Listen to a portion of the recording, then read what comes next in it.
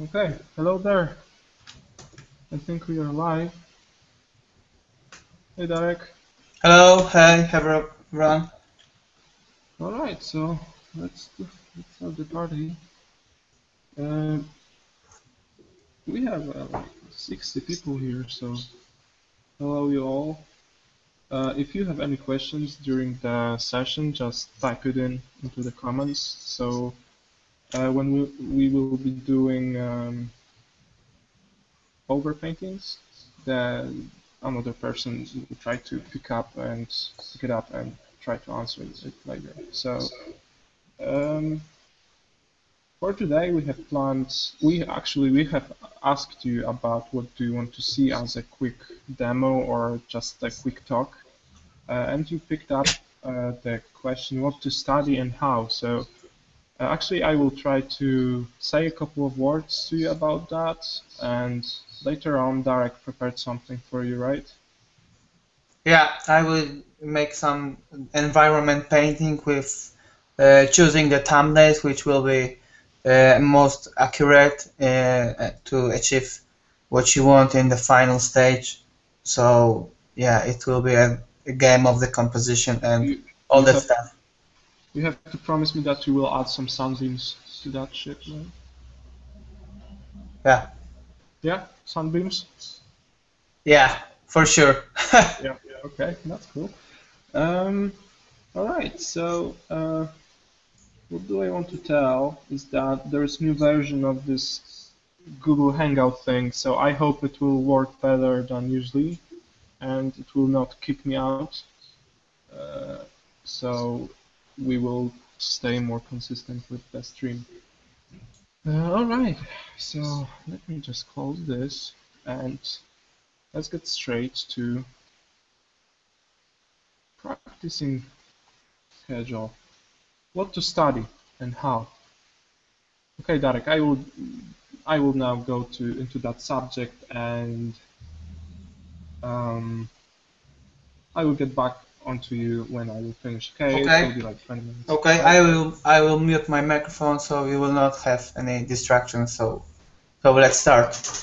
All right. So um, first out,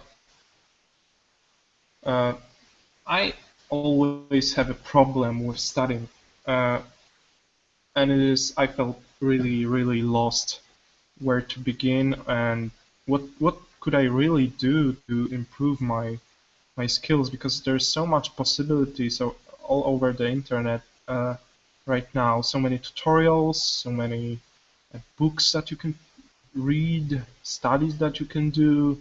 There's so many directions that I just 2 years ago I just couldn't really pick anything because there was just too much stuff and I was just ending up doing nothing and it was really bad because I just felt overwhelmed with all of this stuff that I was seeing on the net and like the killing bullet was the artwork I see everywhere from another artist that was just crazy good.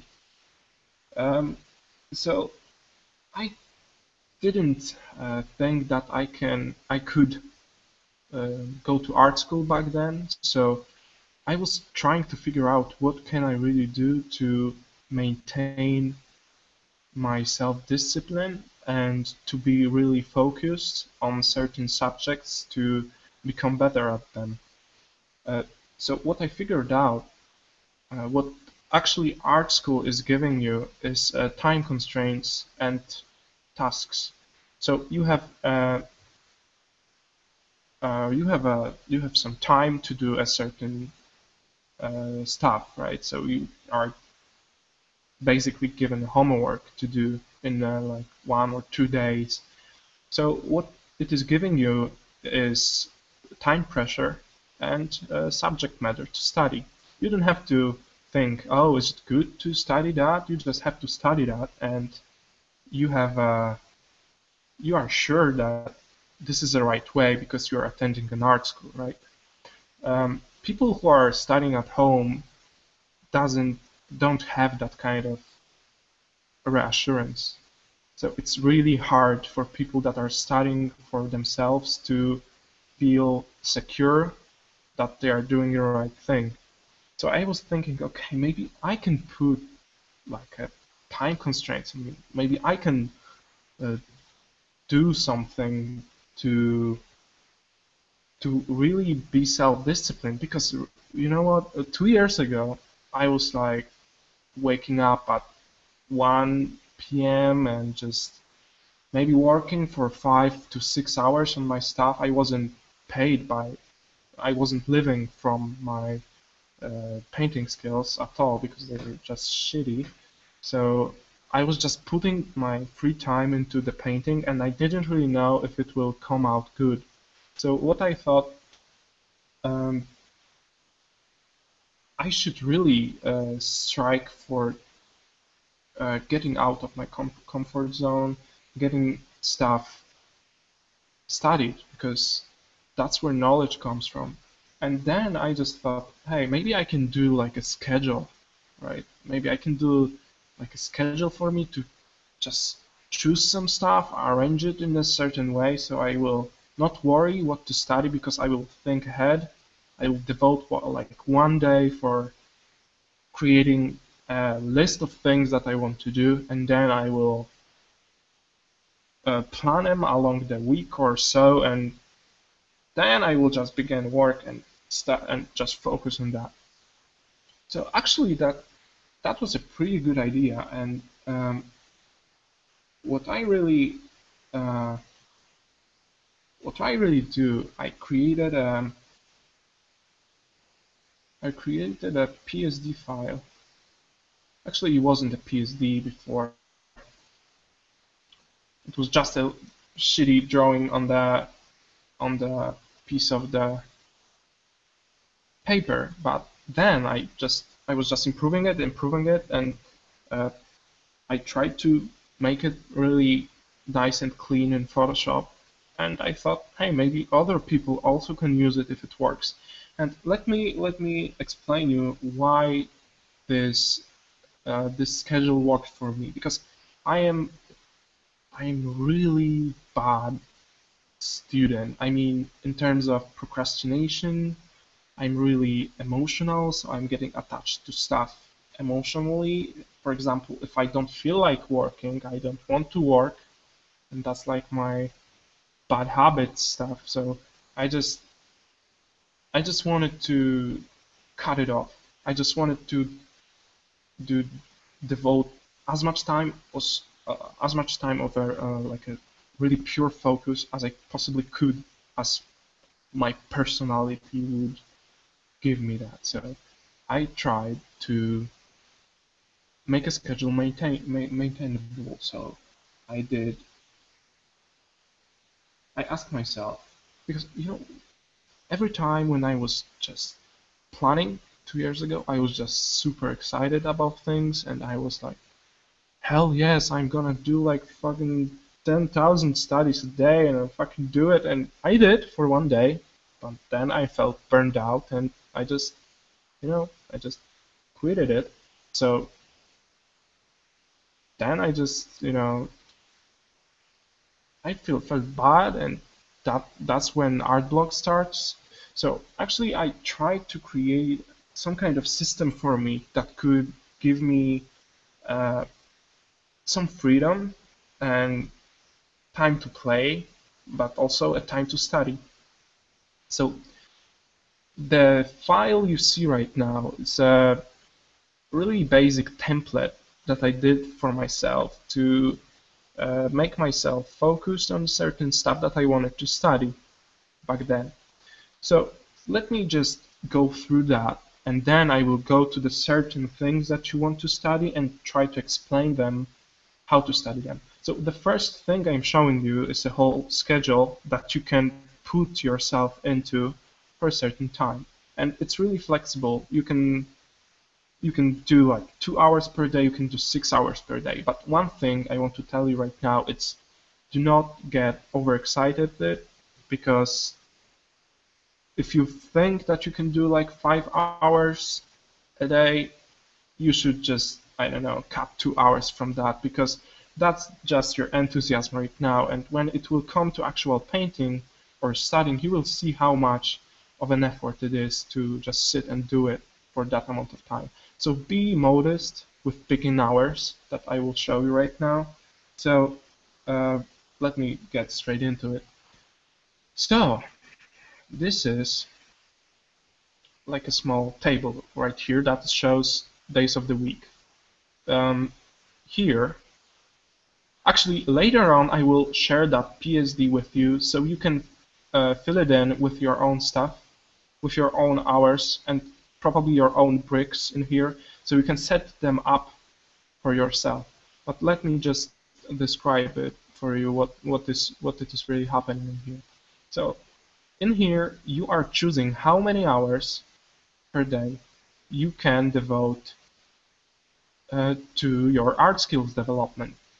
And for example, I have chosen 5 hours, which is quite a lot, right?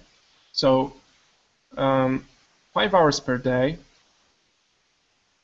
it fits into these like 3 slots, 1, 2, and 3. And here you have a one big block, which is sketching. This is just a time to loosen up, to be like open-minded and to sketch something, whatever it is. For example, if you are studying for the whole day with a digital medium, it's nice to just take your pencil and just sketch something out for 1 hour. It's nothing that bad. For example, if you are traveling with train or something, it's really nice to just draw for an hour. It's really cool. So what's happening in here, you have 2 slots per day, right? So you pick these blocks and fill them into that stuff. So you have like blocks of stuff. So you have 2 subjects per day to study. And I think sometimes it's even too much. So sometimes I'm picking like 1 subject for 1 day, and I'm just stretching the block to fit into the 2. So what actually the 1 block, 1 brick from this is 2 hours of practice. 1 block is 2 hours. You can choose by yourself. You can change it in here. So you can, for example, tell, okay, this is 1 hour of practice, right? So 1 hour plus 1 hour plus 1 hour gives 3 hours. So in here you can tell that you can devote 3 hours per day for your art skill development. So I picked 2 hours. So 2 hours plus 2 hours plus 1 hour of sketching gives 5 hours total, right? Okay, and here you have these bricks I told you about. 1 brick is 2 hours of practice, right? So you just sit, shut this fucking Facebook off, shut this fucking Twitter off, and just do your fucking thing for 2 hours. And if you will actually do that for 2 hours with no distractions, you will actually feel how much effort it is. Of course, you can take a break or something, but it's just really not so easy to not get distracted from actually doing. I found myself that I was just sitting for 10 minutes looking for a distraction, like I just got used to being distracted, and that's like crazy. That's like I think an illness of our age, like 21st century or something, because we are constantly distracted by everything, social media especially. So let me come back to this. You can take these bricks, rename them. I just picked the most fundamental stuff I enjoyed studying. So perspective, human anatomy, movie still studies, composition studies from masters, black and whites, material studies, still life or light drawing, experimentation, and master studies. In the actual PSD file, you can change the names, so you can pick the area that you want to study for yourself. So let me just arrange it like I probably could for myself. So what do I think when I just trying to arrange these bricks? I think about my weaknesses first. What do I suck at? Do I suck at drawing hands? Do I suck at color or perspective? So pick these topics first in your day. For example, let's do a day one. If you will select in here bricks and just take a selection tool, you can actually just holding a control, just hover it out. Oh, that's not how it works. It's a long time ago when I did it, so have to just open a group, just pick up a brick, choose it from here, for example, perspective, let's take it and just move it, for example, in here, right?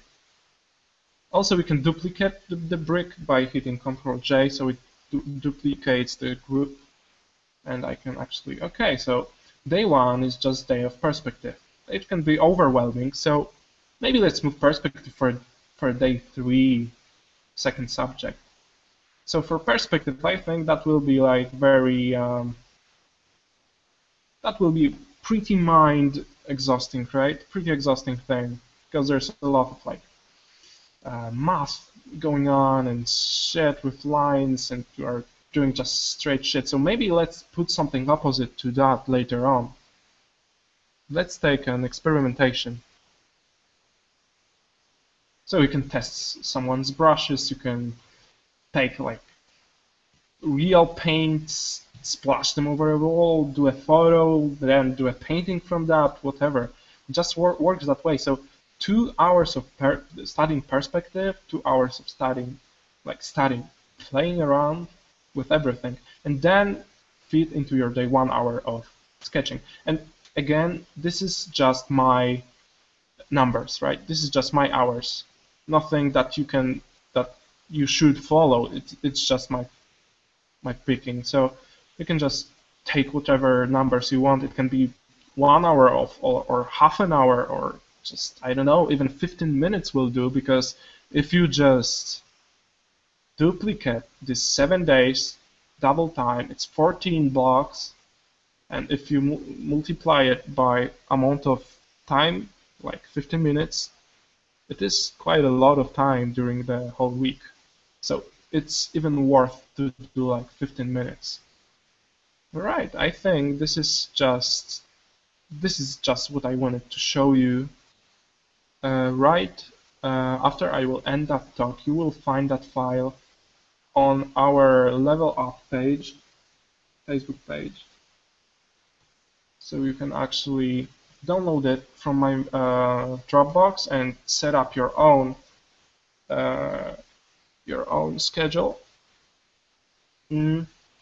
Later on, when you will have it filled out, you can just,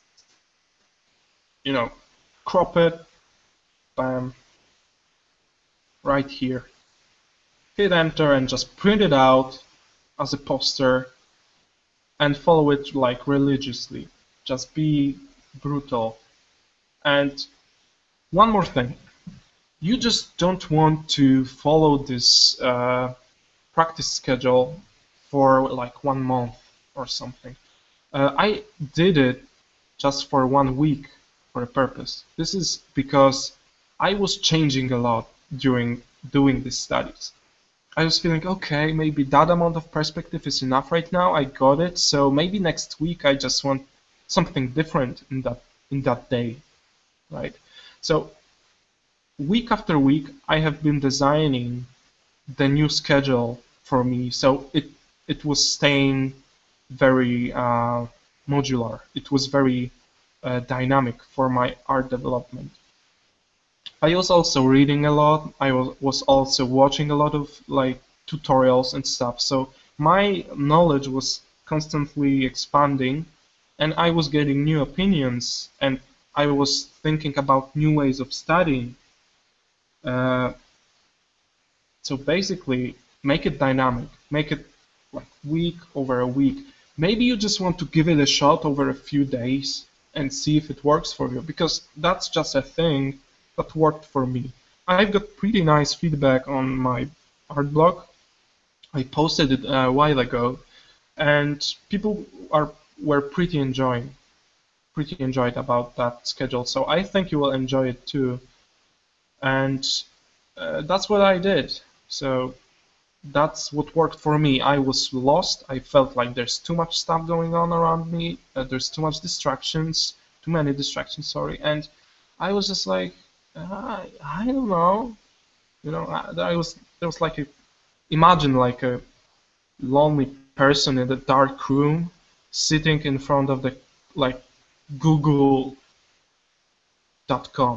and just staring at the page thinking, what the hell can I type in into that badass to become better painter? And I was like, I don't know, what have I to study, right? I don't know. There's so much awesome stuff going on around that I don't know. You know, get your shit together and just put it into these fucking freaky blocks, bricks or whatever, and just if it makes you study, that's good. And that's the only point. You won't get anywhere if you are just thinking about studying. You have to actually fucking sit and do it. And that's the easiest way. Really, that's the easiest way.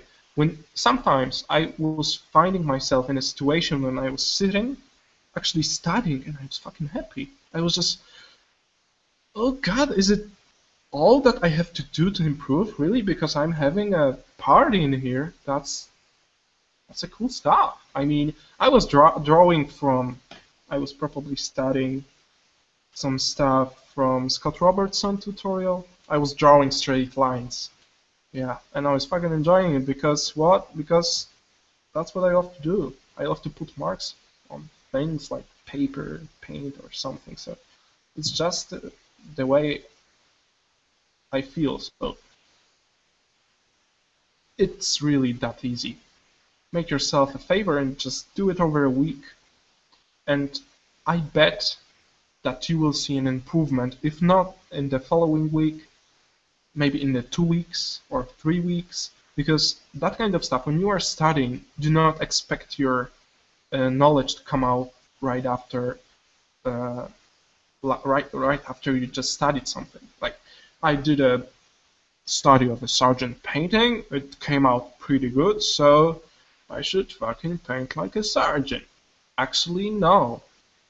Actually, it takes time for that knowledge to sink into your brain, to get over to memory, to become a reaction. Um, Let me tell you a story. I was studying at Watts Atelier for 3 months. It's not that much, right? It's only 3 months. I was doing classes 9 hours, from 6 to 9 hours per day, and I felt pretty burnt out for a while. And I saw a lot of improvement. Yes, there was a tremendous improvement during the course, but after that, when I came back, the biggest improvement I saw was 3 months after I stopped walking, like taking classes there. So that knowledge, that amount of studying over a short amount of time had to just sink into my mind, get, you know, all these connections had to be made, and it's just working right now. So it's really you have to be really um, patient with that. Do not expect stuff to do not expect like prizes right after you do a study. Uh, yeah, so let me just get into the for a while. I know what time is it? Let me see. Okay, I'm talking for 25 minutes.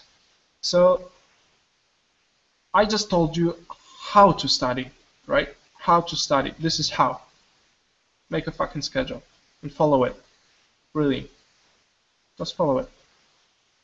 Now let's move to what to study. There are certain subjects that are really, uh, really basic, really fundamental for you. Uh, the most basic stuff I can tell you is just draw. Just draw stuff. Like that's what the sketching hour is, right? But if we are trying to be more specific, I would tell the most important things are perspective, master studies, and anatomy. these three things at the beginning were the most important things to move from them, to expand, to make branches to another things. Of course, I'm not talking about still life or life drawing because this is like super basic first step in your, and it's always good to do like still life or life drawing, always. So we've got perspective, human anatomy, and master studies. What did I enjoy most from these three are master studies? Because I just felt like I'm cheating, you know? I was just painting from Sargent and I was just like, damn, all the information I want is there, right? I see it on the painting, so the only way to teach myself that is to just do the same stuff. And I was doing it, and I was seeing a result right there. So it was really beneficial for me to like nail that study, get it done like 100%. So once again, master studies are great things. What do I mean by masters? I mean like golden age illustrators. I mean like people you admire, people you want to paint like. Like I don't know if you enjoy looking at Zorn, Sargent, uh, just pick their paintings and copy them. So you will actually learn something off of their technique. Human anatomy. How did I learn human anatomy? I don't think I'm that good at it yet because I haven't studied that much, but I would say live drawing from the model. And before that, I took a class with Michael Hampton. I really recommend that book of his. Let me just show it to you. The book is called Amazon. Let me just Amazon.co.uk. It's called Michael Hampton Figure Drawing Design and Invention. It's right there. This is that book, and uh, I also took a class with Michael before, and I was really pleased with the way he teaches, because he teaches in a very structural and very strict manner, because he's explaining like everything in a simplified way. So you can actually see step by step how to construct the skeleton, how to put the muscles on there, how to simplify them, how to make them look attractive, uh, how to memorize uh, the most important like muscles or groups of muscles. So like you can see in these drawings of his, these are just analytical drawings of what's happening, and they are extremely simplified, not maybe extremely, but simplified. And like you see in these small areas in here, small drawings, he's trying to simplify it even more. So it's really easy to remember all of that stuff that looks like magic when you look at it. Like, what the hell is happening under that freaking skin, right? And there you go. It's not that hard. And by actually drawing that stuff, you can actually remember better and understand what's happening. And later on, when you will see something happening, like on somebody's face or something, or on a chest or waist or something, you see like weird muscle, and you're like, oh, I know this guy, this like, I don't know, sternocleido, or just, yeah. So I really recommend that book to study anatomy from. Uh, Everyone's talking about Bridgman, right? Let me type in that guy. Bridgman. Bridgman. Yeah. I would say I was studying from Bridgman, but I didn't understand masses enough to get that much from it. So it was really, I didn't really understood his drawings, because he's not really explaining the drawing process well, like Michael is. So I was just looking at the drawings, try to copy them. It's always good to do that, but when it comes to Bridgman, you have to really understand what is happening. So first off, I would tell you to do a Hampton stuff, to learn about muscles, to even memorize some of the names so you can identify them easier. So basically, that's the way I studied. And also, when I did a lot of master painting studies, I was like studying the anatomy also. You know, actually, I don't want to talk about that for too much, so I think we can split that talk to two parts. Um, so maybe next week I will finish to, because it's half an hour already, so I will finish to, talking about all the other types of studies that you can actually do. So today I just explained to you how you can study, right? With this kind of badass thing. This is just a tool. You can do it on a paper, right? You don't have to use that PSD file exactly, but it's one of the ways to do that. Yeah, so next week I will try to answer what to study and uh, what is what I think is good for studying, what make what made me improve the most from what I did. So right now I just want you to not feel as lost as I was back then. I learned that the more restrictions I had, the more free I was feeling. I'm just talking about learning in here, right? So because freedom means also like a little bit of distractions around you, right? When you cut it off, really, when you cut it all off, it can you can really stay focused, and that's what's important in studying. You just have to sit and do it, and what that practice schedule is good for. As I'm saying, that's just a tool, nothing more. Yeah, so I will upload it in a minute and post it on the group. Pick it up, download it, make it yourself. You can share it on the group for other people to see what you picked for your practice schedule.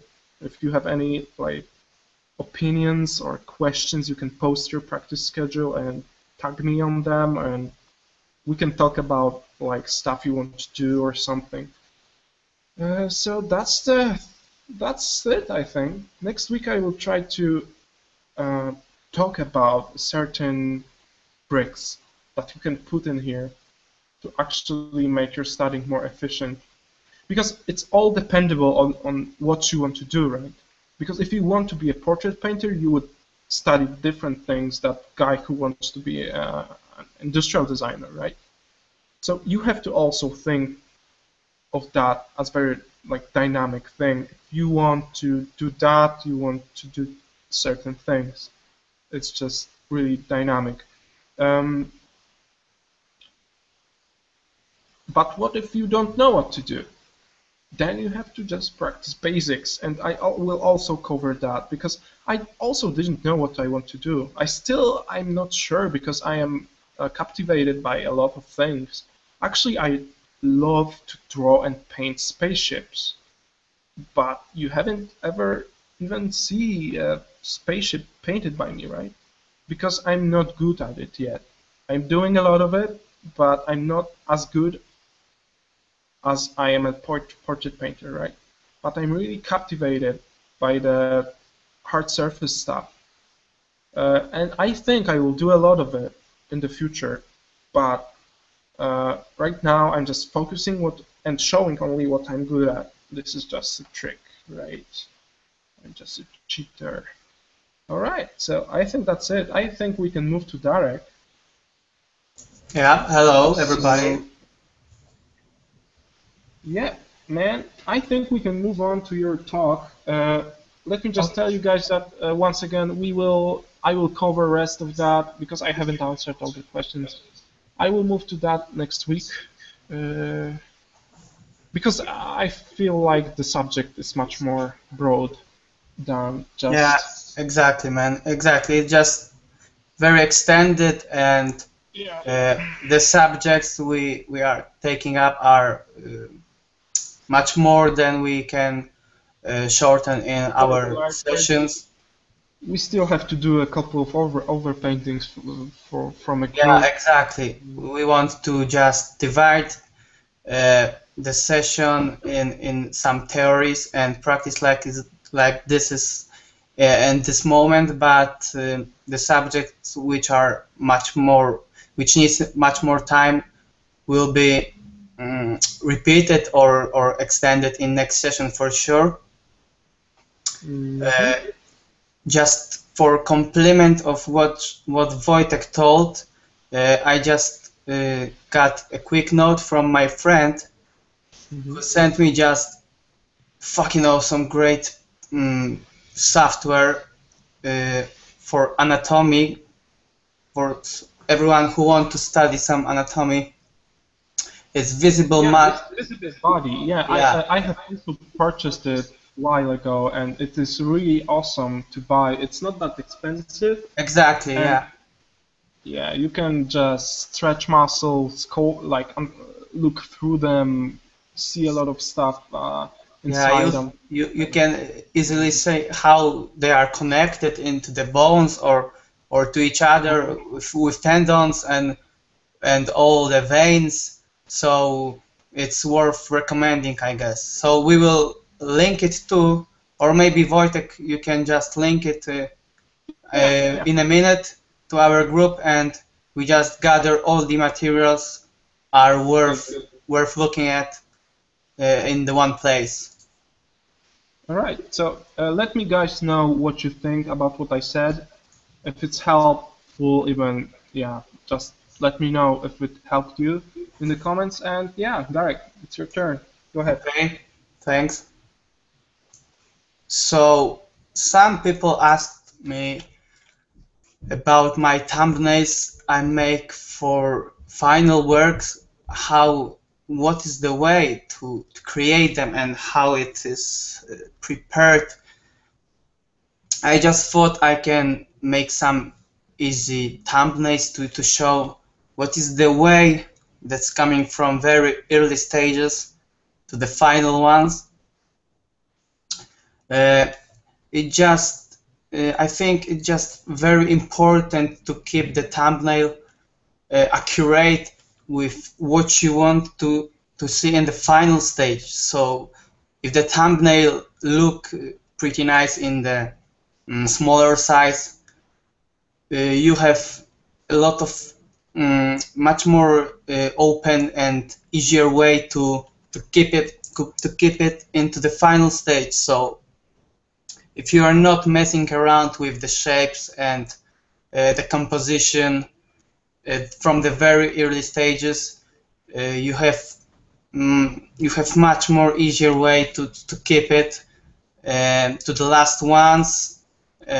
You will not just stop and think, well, what should I make to make it better or so. It's always uh, it's always the matter of what is on your mind and what you want to depict on the pictures. If you have some descriptions or idea in your head, don't hesitate to make it very sketchy at very one stage. You can doodle around and find accurate composition. After that, clean some shapes, and if you have pretty good thumbnail, you'll have the way to the final stage. So I will just sketch maybe 3 very initial thumbnails on the one page. It's a very easy way also to achieve the composition. because you have more space than just regular PSD document. So I just define what the format I want to have. It's maybe just a little bit wraparound or panoramic, and just starts pretty simple sketching with values. Let's make just I don't know, maybe 3 different composition in 3 different genres. For very first, it just make environment which is settled in natural part, or maybe natural landscape. It will be just the division of the values.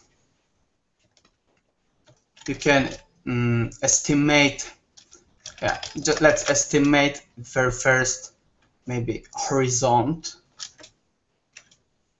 You just don't need to have grid on that, perspective grid, because the natural thumbnails are very fluent, and the more the shapes are custom looking, the better is for the picture. So maybe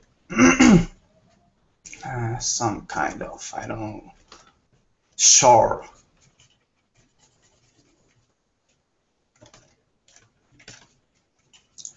With pretty simple values.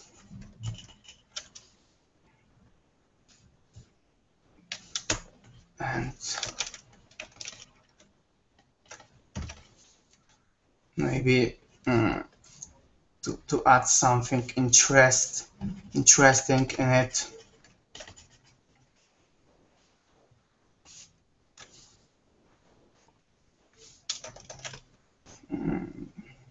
Finding the shapes of the trees maybe, or other things. I don't know. If you don't make fantasy looking or science fiction things, the composition will be estimated by how the nature is depicted. So to not have it very empty looking, you can make very dramatic looking clouds, and it gives you full feeling of the overall composition with the shapes.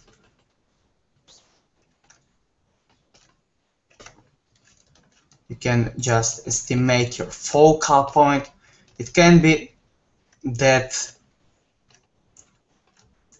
darker part between the clouds when the sky is seen.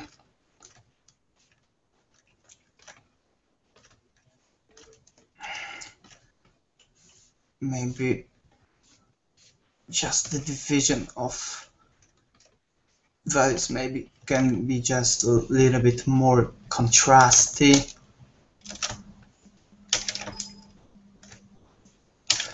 I like to start in black and white values for that kind of pictures. Environments are all about the right perspective and composition. So it just depends on how my imagined picture look, and if I have exact colors in my head, it's not that much difficult to start with colors, but sometimes I make the thumbnails black and white. At first it's just easy to me to find a right shapes and all the things. It's pretty simple one, but I think it's just miss something. Maybe some rocks near the shore.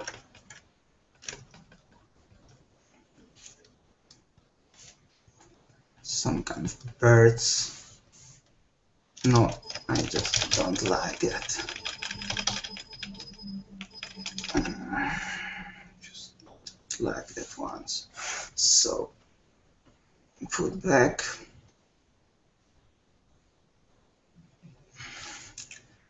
And start again.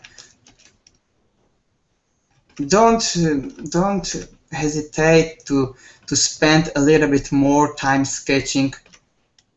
The better your start is, the better the finish will be for sure. So focus on the shapes and the composition, on the focal points, on the values.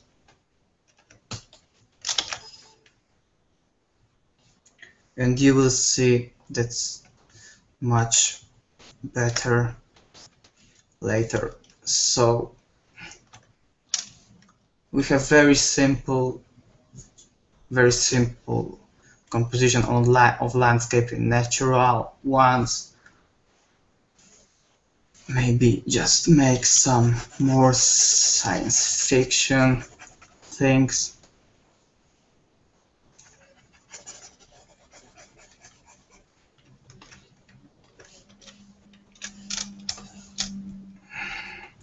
Just let's crop it.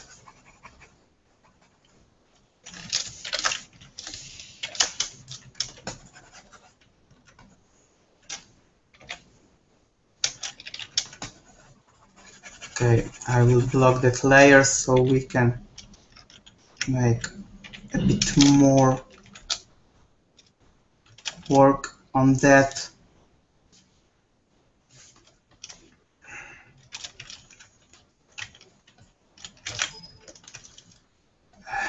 So maybe some kind of ships floating around in the perspective.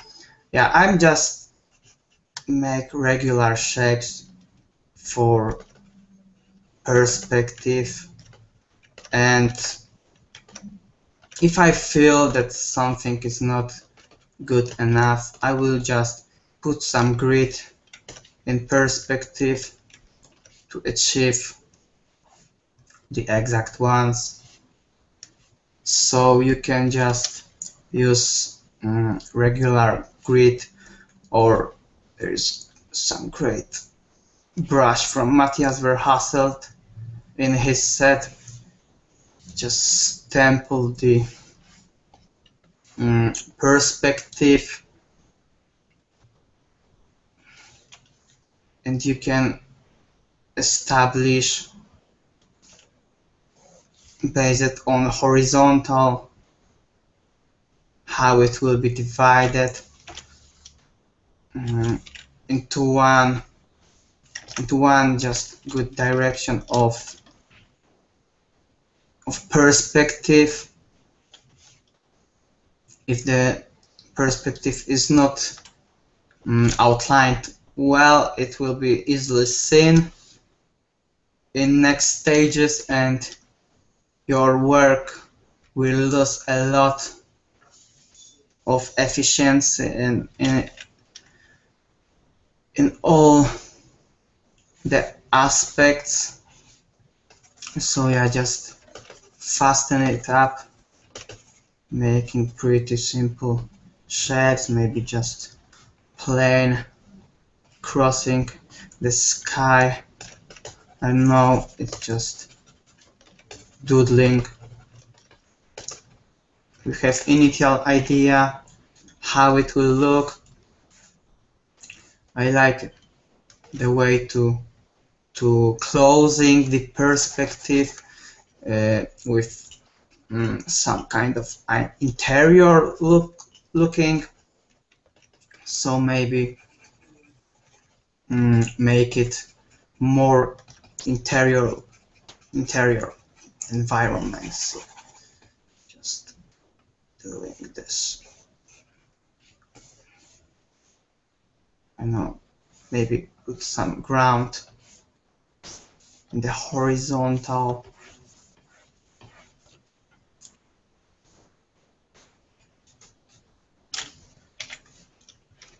Use some lasso to create the shapes. I don't know what I'm doing now. It will be just a random one. Just the idea to show you accurate, making the composition in all the aspects, starting from perspective. I used to lose a lot of feelings on my works while the perspective was missing. So yeah, don't avoid that subject, because it's really essential to know the basics of the perspective of how to use grids or make the shapes in perspective. Start from very easy ones to create just more advanced, and you will see that will be a lot of improvement in your works when the perspective will be right outlined. I have a friend who studied architecture and is also a professional painter, Mariusz Ganzel. He knows a lot about the perspective, and I used to learn a lot from his tips and his what he told me, how to perceive the perspective and all the composition, using very simple and not only perspective, how it will improve my picture. And yeah, I earn a lot and knowledge from him. So just listening and watching how the people who are working in perspective every day, how it influence on my works and make them pretty more I don't know, professional looking. And yeah, I used to know only the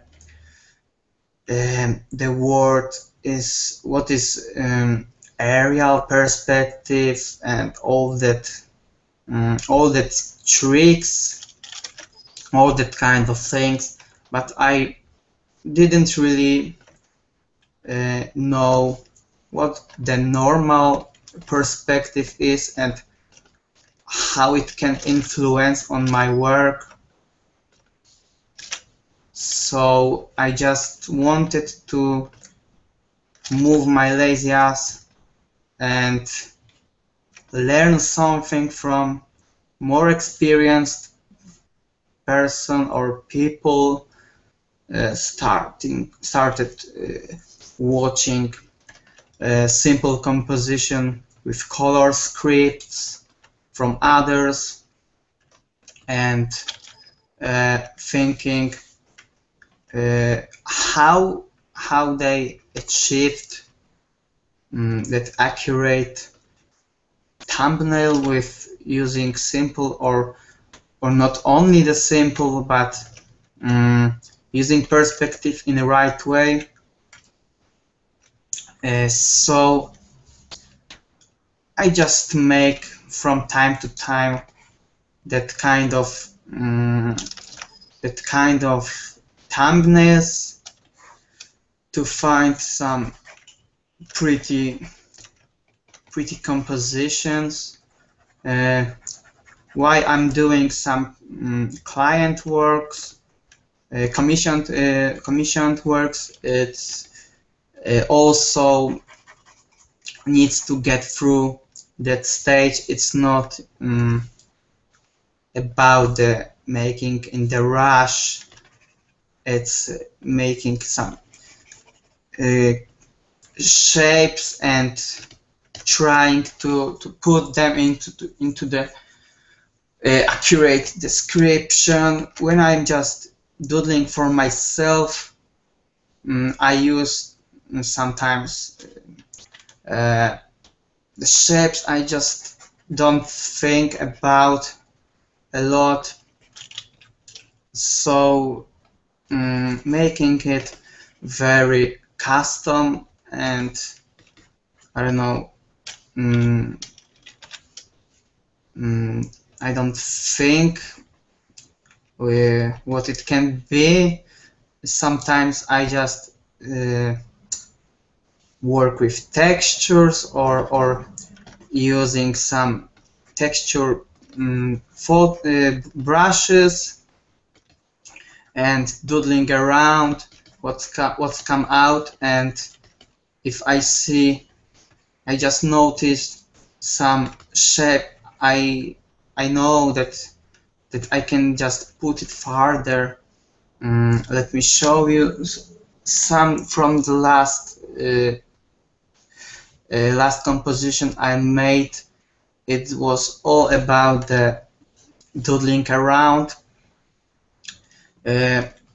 So for the first one, for example, which I really want to finish in very soon, I just started with, I don't know, just horizontal lines, and if I just make something like this, make some silhouettes, and yeah, I just knew it can be something more than just strokes. So I used to make a lot of uncontrolled strokes, and yeah, if I saw something like this, I can easily imagine what's coming next. So I made pretty simple thing in the foreground, and yeah, I just knew the direction which can come in. So I imagined that it can be some kind of space chase. Yeah, I also was inspired by gravitation movie. It's just amazing movie. Very nice looking and clean, showing the space from the direction, from the perspective of people who are alone there. So on the thumbnail, a lot of things have the influence. So I just don't stick to one composition, and I see that that second one is just too stiff, in opposite to that one I got from it. So this is it shows how it's not good manner to keep your stiff workshop to have to accomplish right composition. You can just messing with brushes, and after that you can just use perspective grid or something like this to make it accurate and not to messing around on the later stages. So another good things for making thumbnails is just rotating the camera, so you have a lot of freedom. If you just flick the camera a little bit, lean against the horizontal, you can make it more dramatic and more dynamic composition, just using that kind of things. Let's see how the composition looks when the camera is a little bit tilted, and yeah, just see the horizontal line is also tilted, so all the camera is I don't know, it's just seen from more dynamic angle, so pretty calm landscape can be more dynamic from very first after making that kind of thing. So I don't know, maybe just some hill. Hey man, what do you think? Maybe you can move from these couple of thumbnails to a first critique, because I have found a really cool environment piece that you can overpaint, and it's really, I think, about composition. So maybe Yeah. you can move on to that. I will send you a link to that work. Okay. Maybe let's try to work on that. It's really cool. So I think it will fit perfectly to your talk. I just sent it to you on Facebook. So. Okay, I'm just looking on it right now.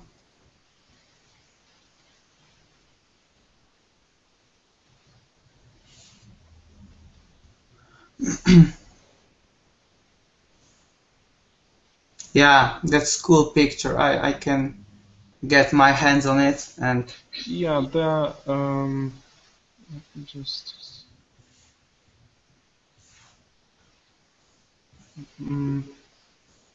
let me read it for you. Any tips on how to improve my values, make it look more realistic? Yeah, okay, Wojtek. Okay, let's make this. Let's. He also asked how to make it more interesting with light. So maybe you can try. Interesting light or interesting overall? How I could add more interesting light. Ah, okay, I see. Yeah. Okay. Go ahead, man. Okay, man. So yeah, I like a lot that picture. I even looked on that in terms of using it in our paint over session. So Wojtek gave me a good advice to get and start on making overpaint with that picture in the first turn. So first of all, I like the way you depict the rocks in there. You have very sharp, very hard edges.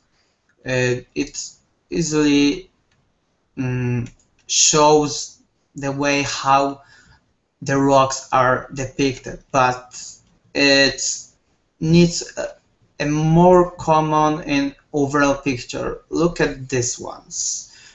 You have very flattened like light on that rocks. I don't know what the structure is in this place. I don't know, it's some kind of ramp or so. Opposite to that ones, it doesn't seem to be the rock. So let's make it, I don't know, maybe more as a whole in the lighting terms, making maybe directional light from the background, and it lit our scene in the one direction. It will not be that scattered because I see a lot of white places which don't tell me a lot about the overall one common light. So first I will crop it into without frame and let's make it more common.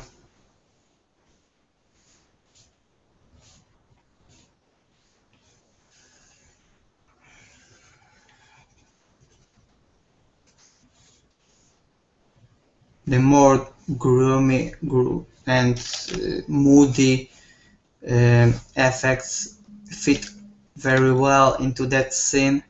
So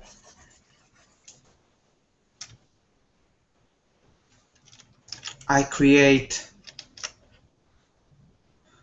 some kind of mist around the scene and just focus on the one light source which is bouncing and reflecting the environment. It can be seen through the clouds.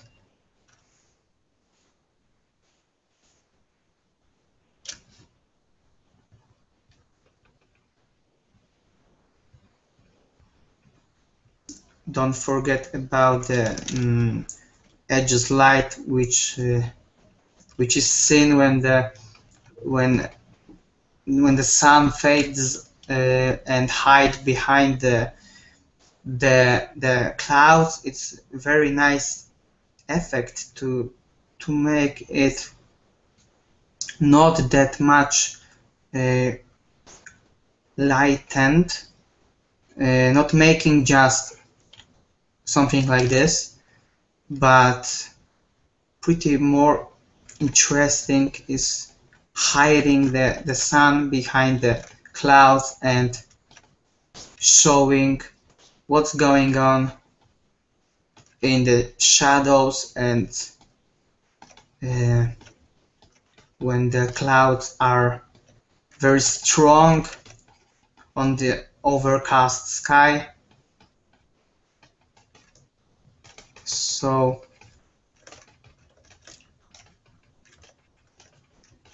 and light some parts to create the atmospheric effect.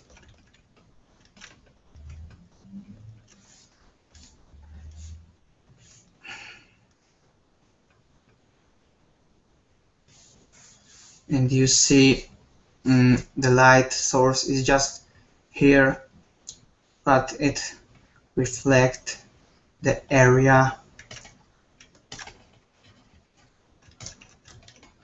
very subdued and desaturated.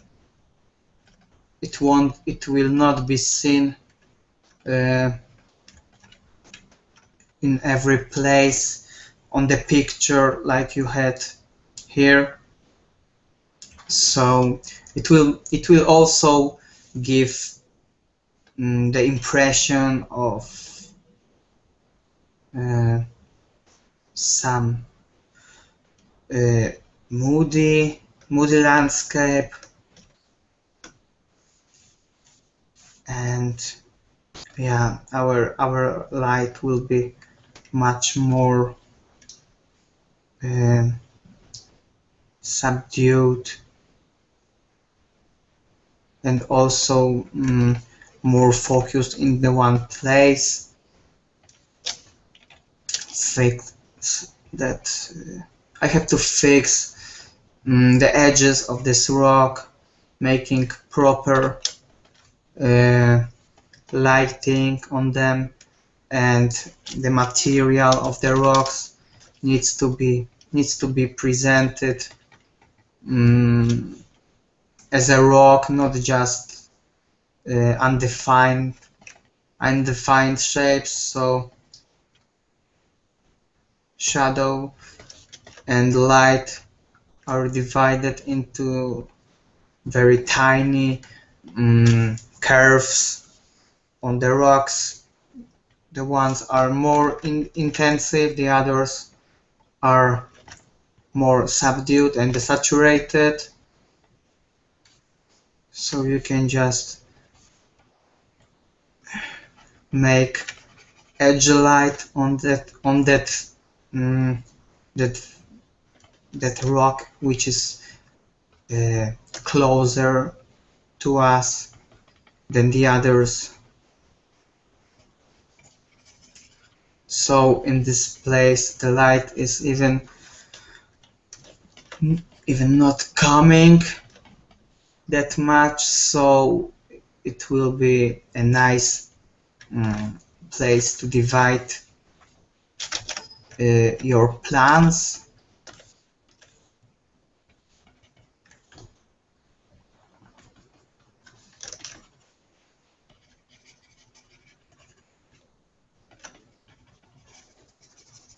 Create some small fog effects. You can use the lasso tool to select the area you are not you don't want to put any strokes on. So we have pretty nice division between what's going on here and in the next plan.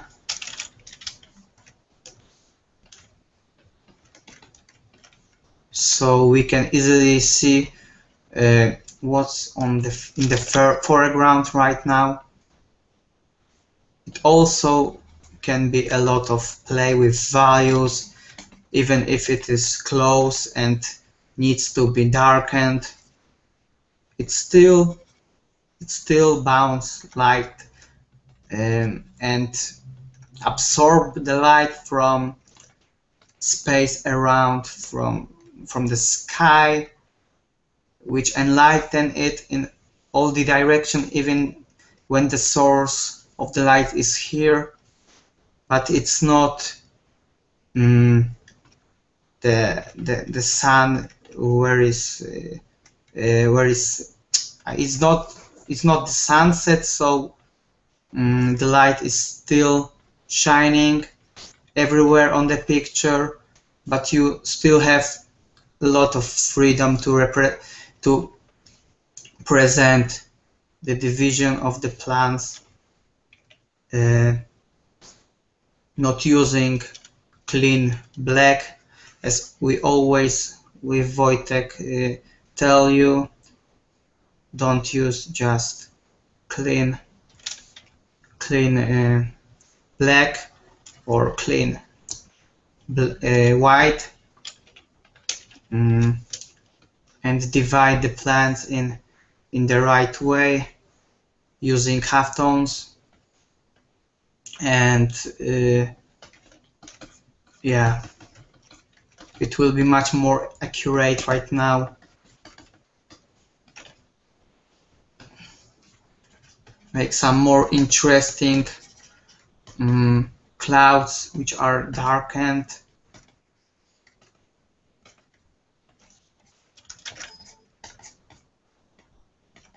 You can use a bigger brush for the other plants, so you will have the shapes and edges from very first strokes, and you don't need to put a lot of detail in it because it's far in the distance.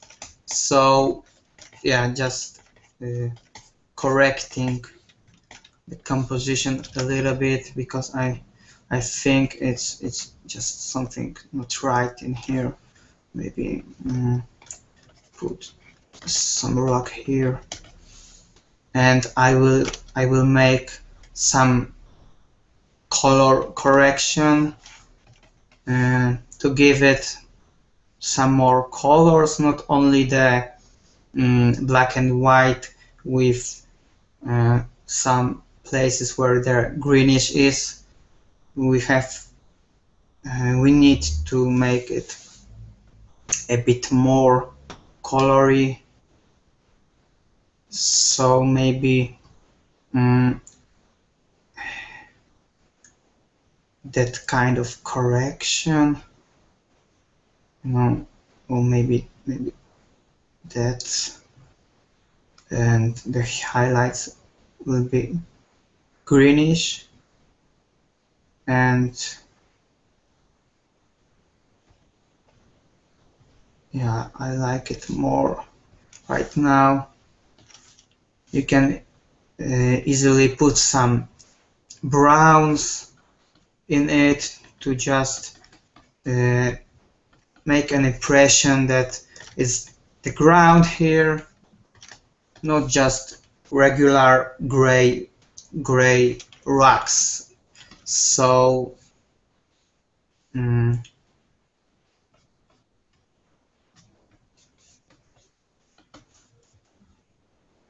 make some more strokes which are suggesting that the light is still here and the colors are included in that picture, so we easily see that the water needs a bit more work on the surface color. It is, of course, behind the foggy effect, but I need to define the right color of it. So it will be also some things about coloring black and white, which a lot of people struggle with. You can use the layers with color modes or so, but it just doesn't. It will not be enough to put the right colors in. It can be just stains which suggest that something is going on with the colors, but it's not it's not the last word you have to tell about the colors in it. So maybe we can colorize it a little bit more, very soft strokes to create the impression that the colors are in, not just color balance and hue and saturation effects, which are monochromatic. We enlightened the sky a little bit on the soft light layer. We have the division of the colors right now, even if it is still a bit more monochromatic right now, but we just can make it more diversified in the color terms. These are just very soft strokes. It just don't need to tell a lot about actual colors which are in the distance, because enriching the colors is multiplying and mixing the colors in the background using different layer modes to create the effect of the colors. It's not only about the grays and the greenish, because it is in the fog, in the mist, like it can be still a lot of colors in it. Put it in the right place with very, very soft strokes. So let's see how it enrich your palette, just putting one stroke with some kind of textured brush, but it's just not be, it just don't need to be texture. But let's look how it enrich your palette right now. I still work on overlay layer, so making very soft strokes, which gives me a lot of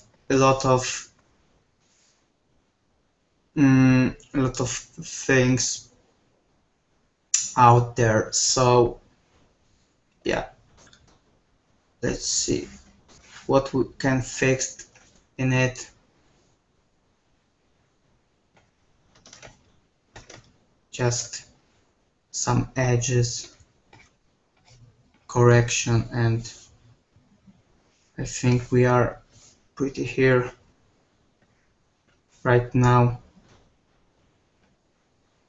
Okay, we have colored black and white picture with division of the plants. Yeah, so maybe Wojtek can get a voice right now. So thanks, man. You did an amazing job, man. Once again. Thanks, really man. cool to Thank see you. Thank you very much, man. Sure.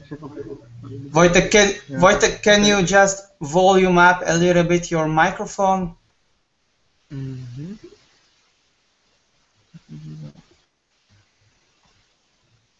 Is it better right now? A bit distractions in the background, like traffic on the street. I don't know.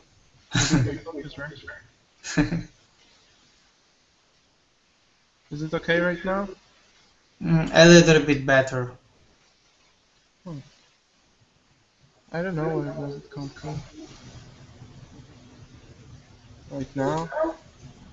Okay, let's stay with that. Alright, so here I got the piece from Gautier Art Dance. So I will try to the quick overpainting of it.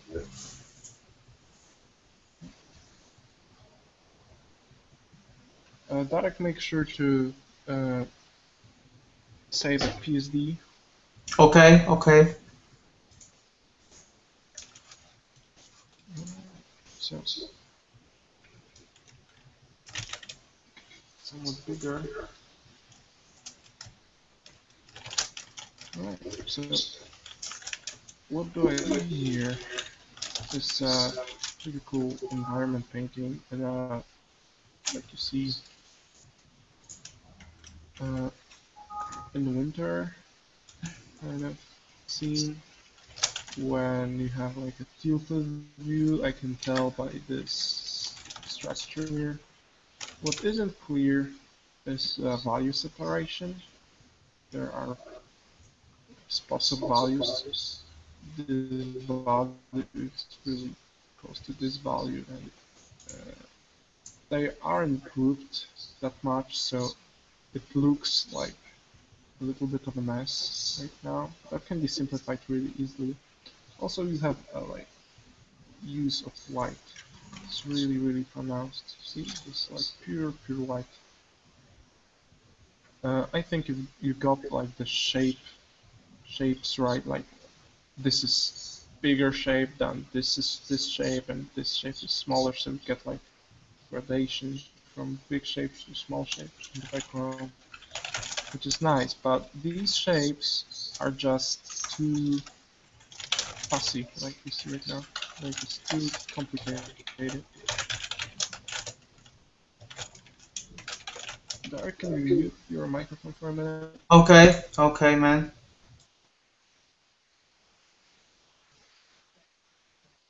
Like you see, there's no separation between this plan and this plan. I consider this a foreground, this a middle ground, and this is a background.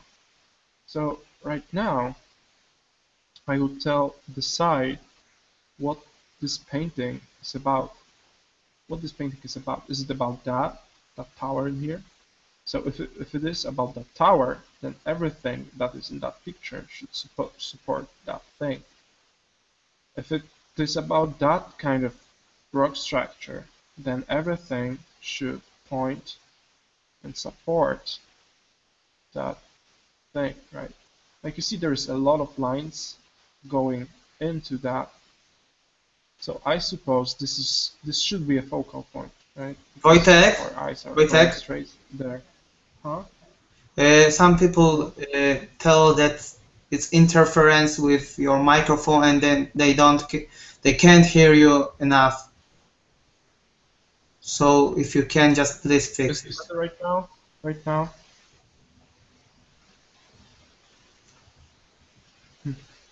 Maybe a It's bit. better. Maybe a bit. Yeah, that's better right now. Just the noise in the background. Noise? Noise, yeah. Let me switch the microphone. Maybe now, I don't know. Still a little bit interference. Right now? Yeah, it's better, I think. Let me just switch down on the microphone maybe. Okay. Just a minute.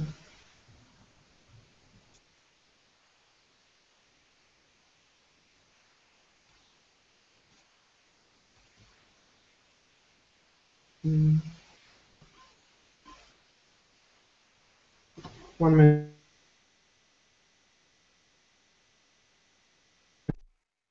Do you hear me? Yeah, now it's better, man. It's just good right now. No, no, no, no, no, not now. Tell something. Is it better right now? Yeah, yeah, let's stay with that. Okay, great.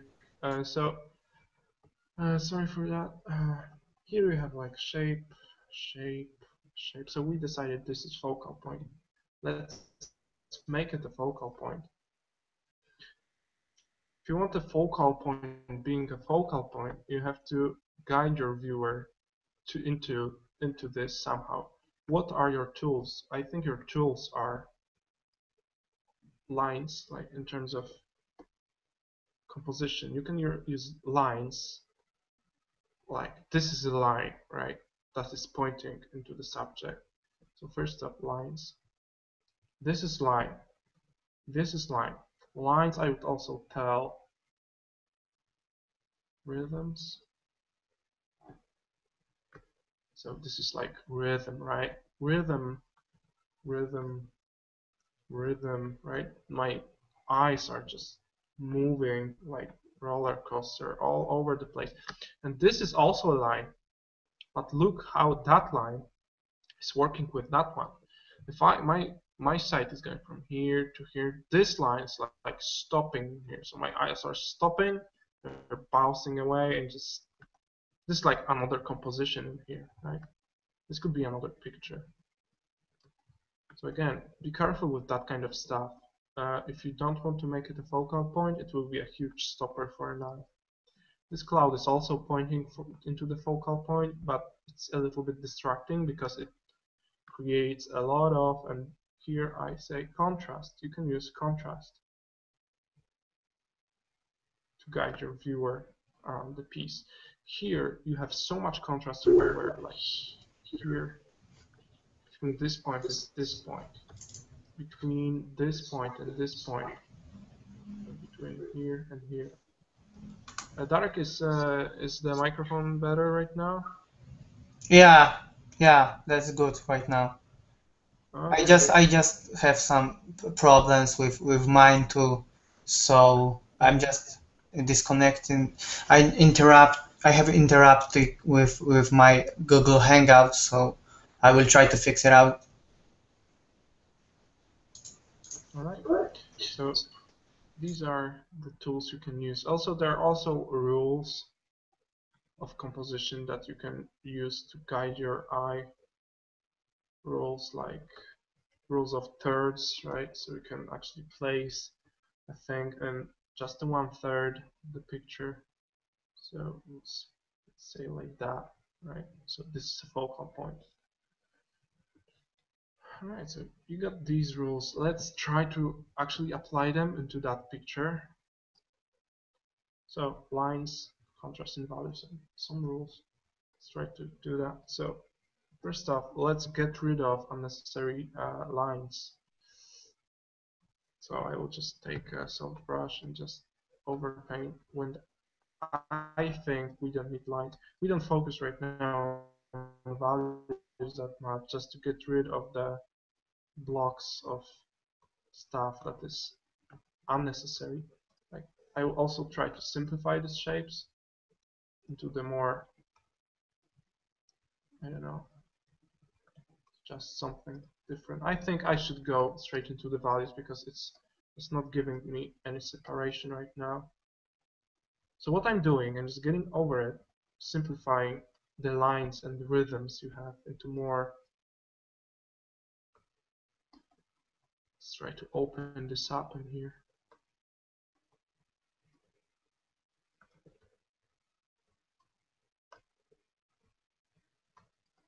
We have decided that these rock structure is our focal point, right? So let's all the cloud, this unnecessary thing in here. Let's all the clouds point into that. Okay. I'm just doing a really hard job right now. Should be more careful by trying to, you know, apply these rules. Also, that kind of thing, like I know that light is refracting through the atmosphere going to the viewer and it's creating that kind of corona around, but this kind of stuff I would apply it rather in here than in here because it's just distracting. So I would just get in here and just make it like a smooth swift. So you see, like you have in here, like of course you can have it in here, but look at all the lines that are going. Maybe you can support the rhythm a little bit more, so it's a little bit more smooth. Right? So you actually you have to be a little bit more dumber with your compositions. Like, this is stones, and they are like stones, right? And this is here, pointing into that. This is a picture about fucking rock. Nothing more. Not the fucking structure, moon, freaking everything. It's like, this painting is about that, right? It's about that. So if you want the painting to be about that, let's make that fucking cool. So maybe let's take a lasso tool and make it, I don't know, maybe some kind of science fiction structure, right? So I will take a custom shape tool, just apply a fast. Oh fuck, I forgot I have reinstalled my brush set, so I don't have my tool presets anymore. So let's just try to improvise in here. Is there some kind of, actually maybe I will paint it. This looks like a little bit of a ruined structure that you can put in here. So maybe this is some kind of abandoned radio tower that has like antennas in here, aerials, stuff. So we have decided this is our focal point, right? So you have to support it with everything else, like we did right now, only in terms of lines. Values are still a little bit spotty and are like, this is why you just cannot stay here anymore. So contrast in terms of values, I can fix it right now, just make it a little bit simpler. You know, just a little bit simpler.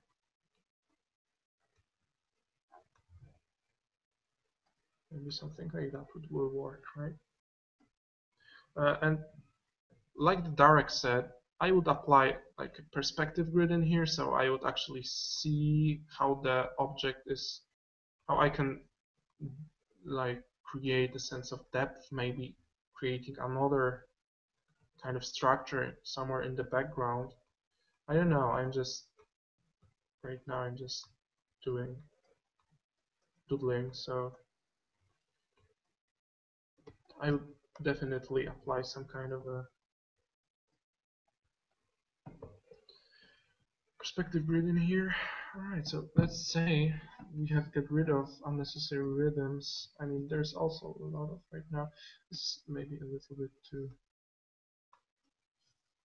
Yeah, right now we can get rid of color contrast, value contrast. Sorry. So let's make something closer, a little bit darker.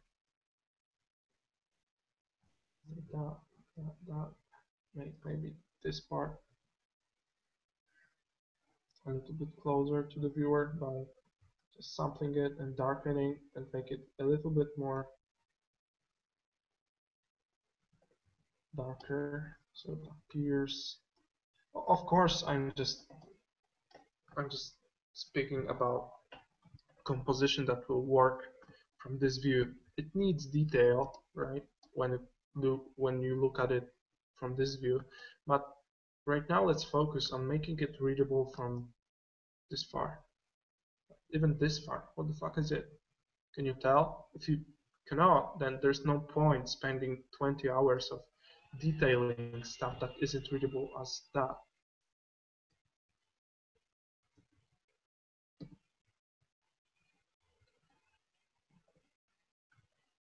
So let's maybe make it even a little bit more darker with some different shapes going on. Not so much interest happening in here. It's just to show that this is in front of this, right?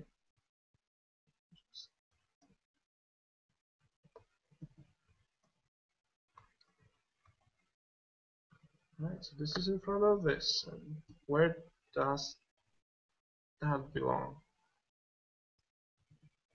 Maybe let it belong a little bit further away so it has a little bit of a lighter value. Okay, we got it. Then we can take this, back it off a little bit.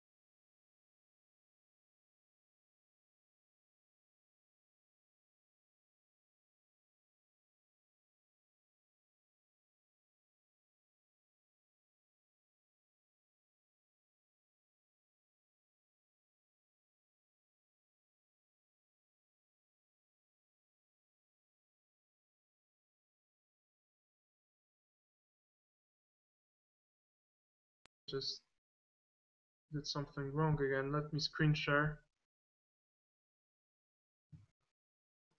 There you go. Okay. So coming back, I will just try to fix values in here. Sorry for that again. So let's make the biggest contrast in here between our focal point and the background. Let's make it the most contrasty thing. So we should tone down this pattern to support that. Also, let's tone down this a bit just to support this little guy in here.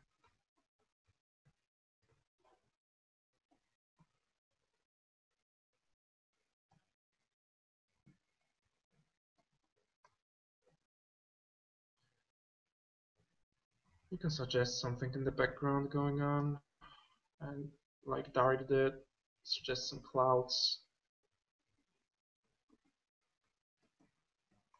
Don't forget about sunbeams.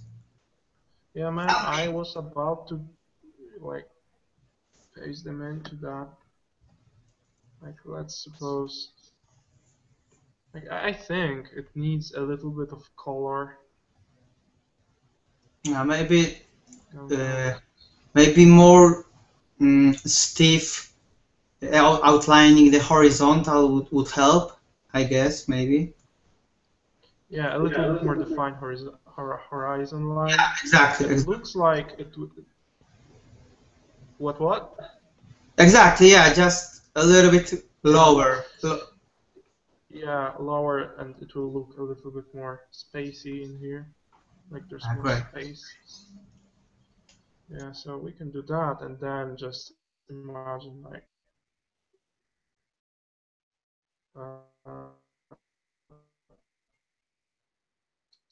some kind of mountain shape going on. It cannot be that detailed on this point if you want to make your thing, but I'm just applying it like that just to show you that you can easily do it. Yeah, so maybe I will apply some levels to just tweak it a bit.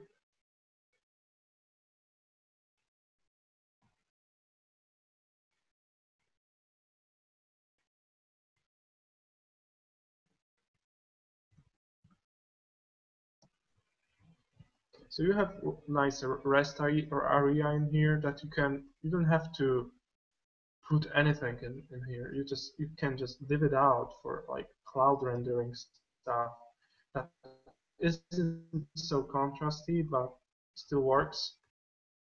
As you get closer to the focal point, you can detail stuff out a little bit more, and yeah, you can also define the horizon line just behind the subject matter will help to define where exactly it is. So yeah, I'm defining a bit of this stuff going on here. So less is more. Yeah, and we have no idea how big is it. So sometimes it helps to just put something that is human-like in your picture, and it will suddenly make it look big if it's human being, right? It's a guy standing.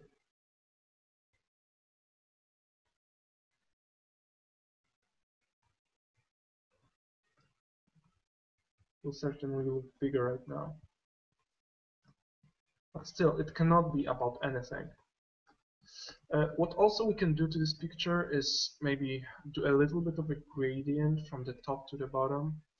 I don't know if it will help, but we can just do a bit of that to apply it multiply and just fade it a bit, just to make your eye go from here to here gradually. What we can do in here, we can also use some of the color contrast thing. So we just tone down. Oh, there's also like a spot in here. I'm just talking about very clear composition from this view, right? You can also go in and detail this shit out of this picture, but first make it readable as a really tiny thing. So right now, I can apply like a color accent or color contrast to that piece. The whole piece is generally very cold, so maybe let's do something warm. Let's take maybe not pure red, but something like that, and apply, for example, a couple of lights in here that could suggest that this is a working structure. This is operating, right? This is, something is happening here. On this beam, there's something coming off, like working. And you can design the pattern as you want, right? I will just take the liner dodge layer to make it a little bit more light-like. And you can design these shapes. So color contrast, you can also create interest. No way I won't look at that first. First you would look here, then you would probably go here, I think. We can tone down this area a bit. So maybe this is too dramatic. I can still go to color balance and just tweak this stuff around, make it look as I want. So do not get like over excited with color balance, because it's giving a real artificial effect if you want paint over it. So look at the reference photos. What is happening if that kind of a day on like Iceland, right? So what's happening in here? How does the light refracts or go from the horizon? What is happening with the clouds that are lit?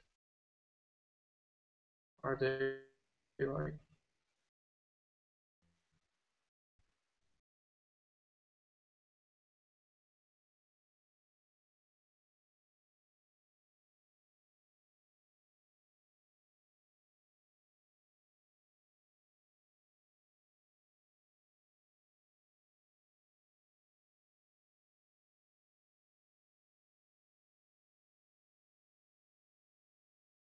tell when you feel like there's a lot of coldness in here, it's nice to take it and make it a little bit warmer. What do I mean by making it a little bit warmer? Desaturating it. So actually when I will desaturate it like that, just yeah, desaturate it. Look what the stroke looks like. I haven't changed the value, but I changed the saturation. So actually this gray looks warm around this blue color. So how can I use it? I can take it and make it a little bit less saturated. And actually, it just composes well with the picture, right? So for example, this is very saturated. Let's take some desaturated color and put it in here. Suddenly it harmonizes with the color below. Taking it out, desaturating, and just put it in. It looks like brown, right? Looks like brown, but it is desaturated cyan. Just crazy, right? How does it work? So in here, that's a very dark part. Let's try to lit it up a bit. Just gonna put something in here.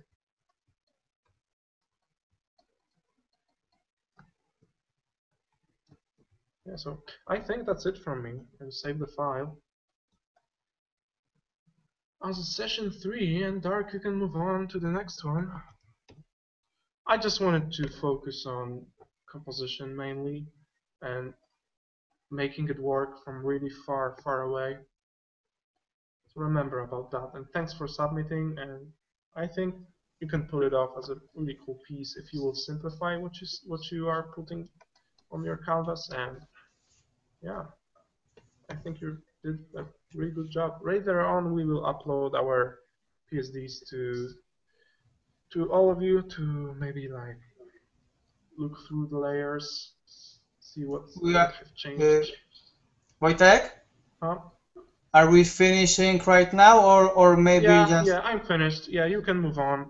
Okay, so don't you can keep it on for, I don't know, 10 or 15 minutes yet. I just want to make a little bit about realistically rendering, which was on our pool, and it was very high voted.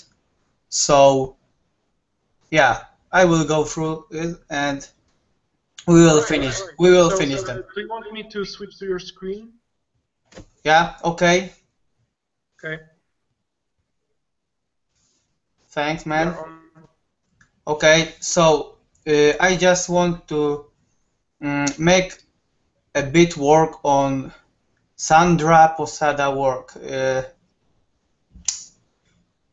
I don't know if she wanted us to critique or so, but she just posted it, so I can guess it can be a bit of overpaint. I just would like to emphasize the subject of rendering, which was highly rated in our pool, which Wojtek prepared last time. So let's open that work and make something with this.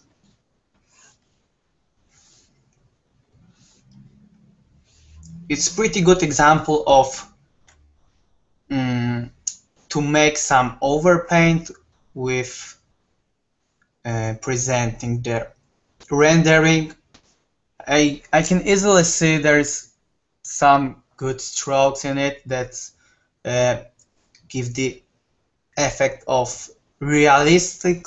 I don't know if it just consists of some photo textures here, but overall thing was to show high realistically way the portrait, I guess. So I have to make some corrections that make this picture more like a whole, because some parts are very sketchy yet, or they are visible that are not that are not realistic yet. So let's start with that. First of all, the anatomic is a little bit out of the place right now. Very small shoulders and a big head in it, so I will enlarge the shoulders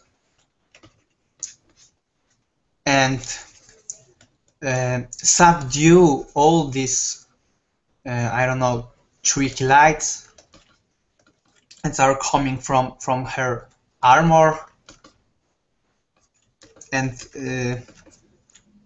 yeah, it distracts a lot, the picture. So I have to make quick corrections.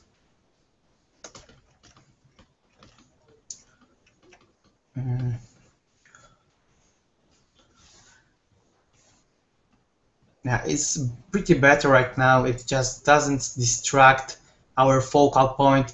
I want to make the focal point as that place maybe where the eye is looking at us. So let's make it also shaded here, just to make it as a whole.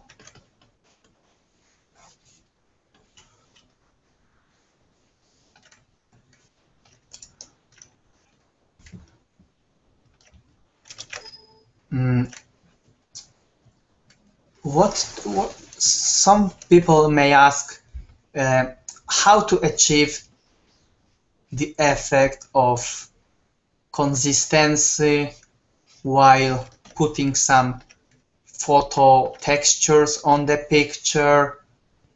I can say that it's all about the shadows and their softness. A lot of things in nature doesn't have only hard shadows that are pretty visible, that are artificial. The curves and the edges are very soft and like on the hair strokes. So it's not about just that line. It will not tell you that is realistically depicted. Hair are absorbing a lot of light because they are thick, and it needs to be more about the soft edges, soft shapes, and soft brush that creates the pretty good edges for natural objects.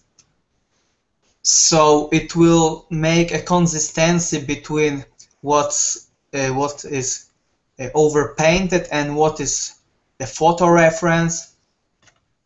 There are pretty good details in here, but it also needs more consistency in the lighting, because I can easily see what is photo referenced or what is added as a hand painted.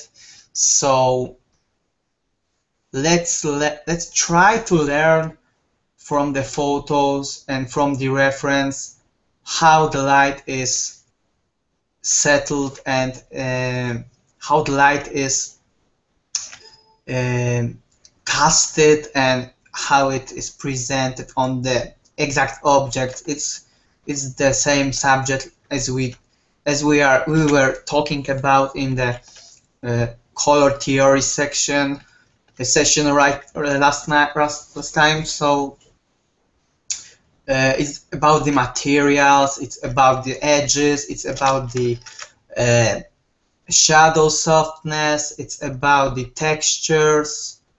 There is nothing that good in putting the details everywhere in the same place in the same sensitivity. So let's just put in the shadows the parts that are barely enlightened, so it will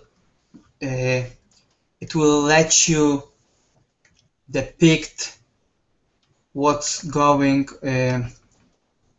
in the focal points and what's going with the materials if you divide it, and if you are not putting the details everywhere on the same level, because it will not look very realistically. It just make an impression that your work is just over detailed and not properly depicted in realistically way. So make some division. How about light and how about the materials? So very intensive highlights everywhere. Flatten your picture and not make it good enough, because it will be the picture with lack of consistency, and yeah, just make hardcore details in exact places, not everywhere you want or everywhere you feel you can. You just need to learn how to just make something more loosey or make it in the shadow, putting it into the shadows. It's not that easy because if you are detailing your picture and polishing it up, it's some kind of yeah, I want to make details here, here, and here. Yeah, I just can't resist. Yeah, it's not about that at all. You really need to know where just to calm down and stop it and emphasize the parts which are really needed to be emphasized. So the focal points are the best way to just divide your details. As you can see, I make a lot of small strokes that are suggesting the details, the scratches on the armor and all that stuff, but they are not distracting overall picture at all, because they need to be made in very limited way. If you are exaggerated, you will easily see that it will not fit in the scene and it will not look realistic. So realistically rendering is very difficult way to create the details which are not distracting the picture at all. Everyone can put a lot of details in the pictures and make a lot of lights and scratches, but to sum up, it ends up with just the effect of overwork and I don't know how to say it, maybe it's too much, I guess. So let's make the lights like this on her spine, only in the place you really need the focus our eye and guide the view through the scene. So overall view needs to be very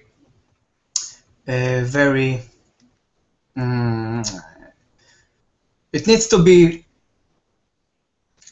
just a whole that the viewer is not distracting and the viewer needs to catch the eye on something, so we'll stop and see, yeah, I like that, and don't want to distract and messing around on all the picture.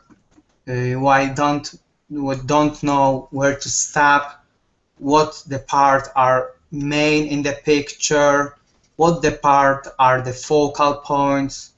If there is too much highlights, they will totally ruin your balance in the picture and consistency of lighting, because you have pretty nice light crossing here. I can make sunbeam to emphasize that effect. So we meet again. You will easily see that light is casting here. So it really doesn't need to be a lot of more stuff like I don't know, some kind of gadgets that are highlighted. It needs to be subdued, and it will look much more realistically and much more convincing. You can also make some reflection in her eye to just keep the focusing on it, so the viewer will stay here for a little bit longer, looking at her eyes. And you can also make some overall layer with enlightening the parts are very lightened and just covering others in the shadows, and you easily see the difference between consistency of the lighting. I think we will back to that issue yet, because it is also very extended one, and a lot of people are asking how to depict something's pretty convincing in.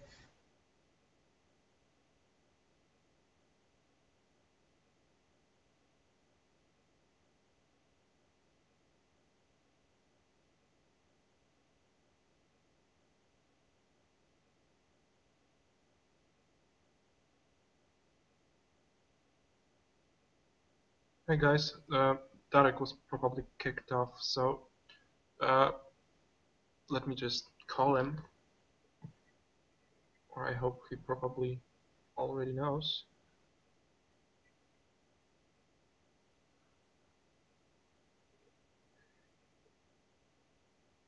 Right, so let me give me a minute.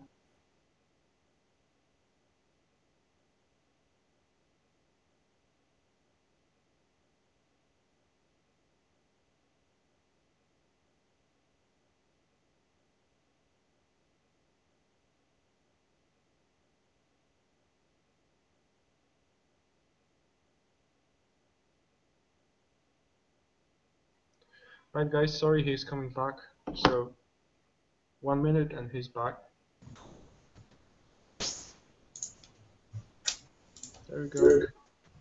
Yeah, okay, I don't know where I finished, but I was just a couple of seconds ago, so it's so okay. So just I want to sum up that thing. We will back to that subject for sure, about rendering, realistically rendering pictures, because if it has all the features, I will repeat that. I don't know if it was, but if it has all the aspects like value division, lighting effects, good focal points, and color scheme, and if it's put in the right place, that doesn't need to be only realistic picture. It can be just stylized or cartoonish, and it still is proper one.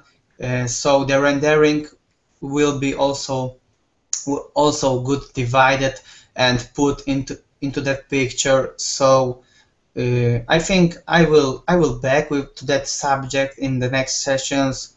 As we told, a lot of subjects are not that small to fit it into the 3-hour session. So I think we will back to it. So yeah, I will end in that point, and okay, final words to today's today host Wojtek.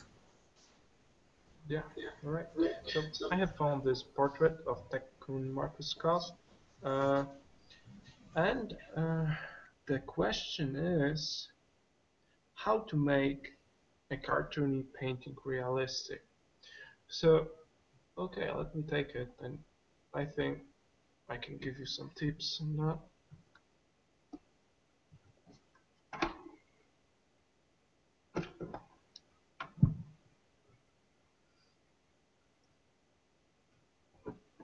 Okay. Alright, so here we go. Let me do it a little bit bigger. Alright, so what's happening in here?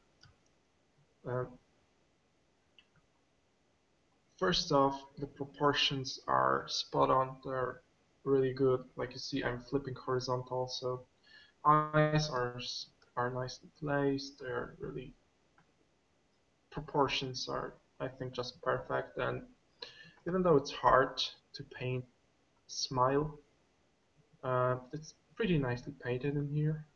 So how to make this painting a little bit more realistic? I think there is some kind of a stigma going on in here. The author is using a lot of lines, right? Like you see in here. Just take a red stop. Like you see in here, there's so many lines going on. Like this is a line. Here you have a line. Look here, you have a long, like outline, right? That what makes cartoons looks like they are cartoons because they have like line art going on, right? Here also, there's a thin line going all the way through. Here also, all the way through lines, here line, right? Line. Here. That's less important, but here. This is like a thin line, the same boldness here also. Makes it look flat, and like you see here also like a black line. Like it makes it look a little bit flat. So what I would suggest is making a little bit more value-like, because that's how we perceive a world. We perceive world in terms of values, like in terms of there's the world around us do not look like this. Like this is like a building, right? And here you have like something, here like something, right? This is not how the world looks like. The actual world looks more like that. So it contains value. So I would tell there's no lines. There's no lines between objects. Like even if the high contrast thing, there's no line. Actual line is created by the contrast between values. So here, yes, you have a line, but this is a line created by contrast between this value and this value. So this is what makes cartooning real, when you use a lot of values, not lines. And this also can be tool. If you are like looking for a way to make a stylized painting, then you can use a lot of lines, right? So that's how this is working. So getting rid of the lines, I mean actual lines, don't get rid of like lines like that, because they are just contrast between values. I mean lines like this, and you can actually see them all over the place here in a very like subtle manner, but they are doing a lot. So let me actually do a quick overpainting of that and try to make the lines like a value groups. So let's take that. I'm not talking about color right now. So I'm just getting rid of the lines. I'm just trying to fade them, get rid of them. Just making a real soft brush. I don't want to ruin it with my design sense. So I'm just trying to get rid of the lines. So if you have lines in here, try to group it into one value group right here. You have like a big value part, right? So big line, big long line.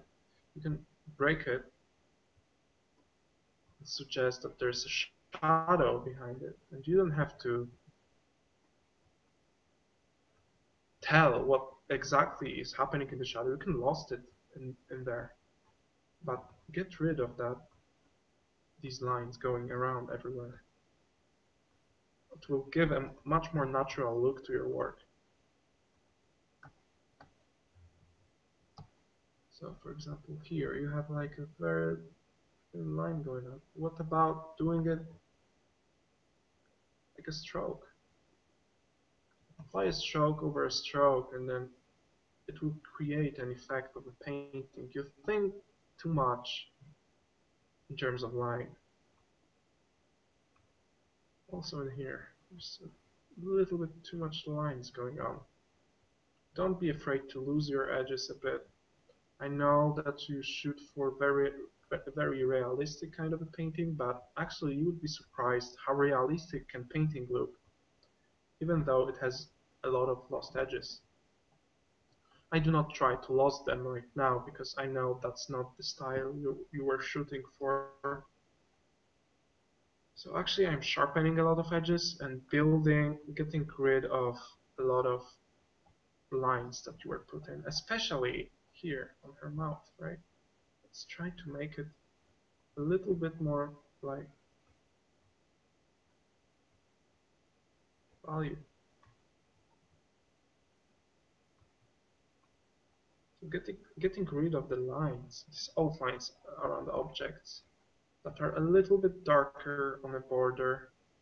So I'm just going going around and just getting rid of that slowly.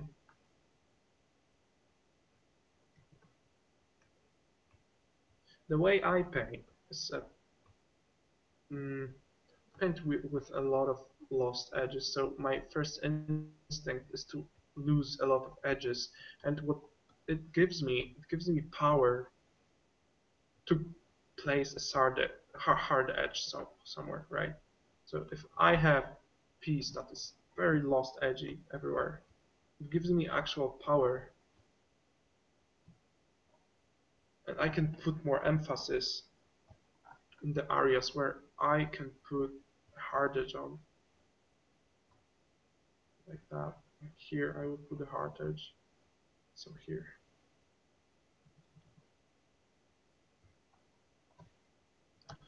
You see, there's a lot of outlines going on. It doesn't look good. It doesn't look that good on a woman to outline their lips like that.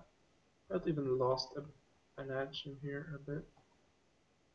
I mean, this is too painterly for you probably, so you would go in and just paint it through, but you can do it, but try to vary your line weight.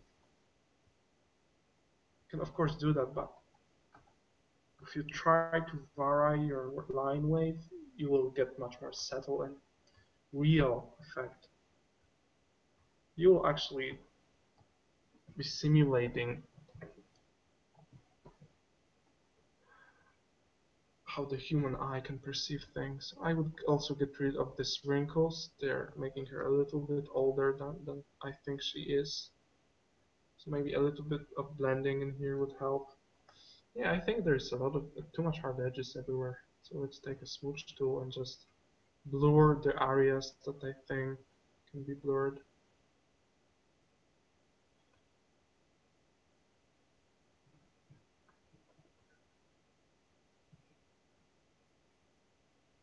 Yes, okay, here you can apply a really soft edge, but it comes with a price. Like you see, it's getting a look of very Photoshop kind of thing right now. But it doesn't take that much to come back to it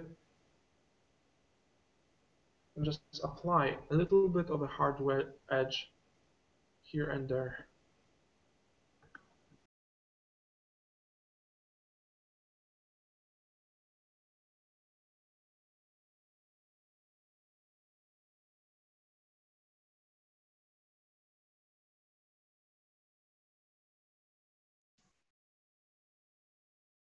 Let me put a screen share again. Here. All right.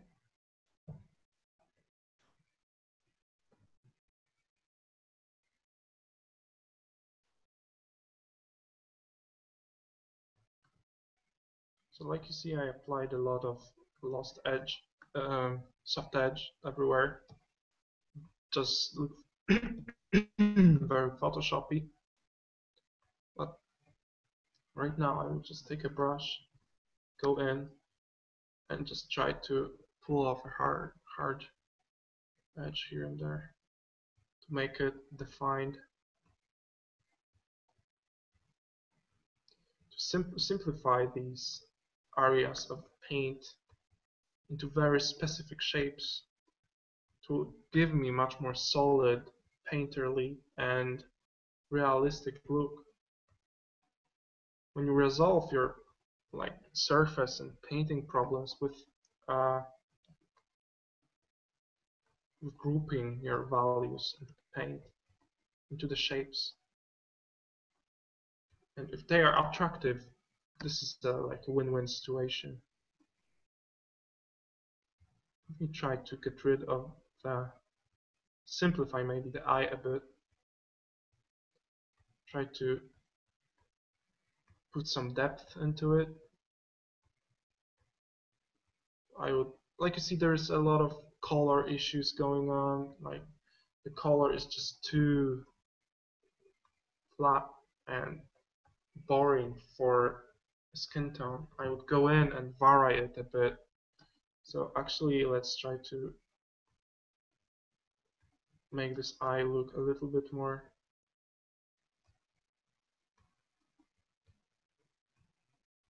realistic. I would say to study how the eye form works a bit. Try to draw some eye structure.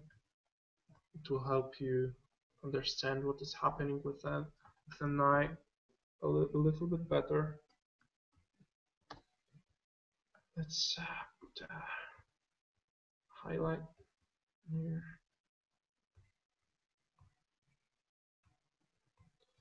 Let's group that.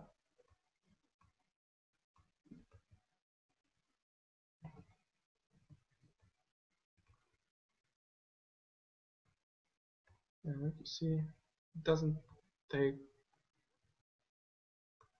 that much.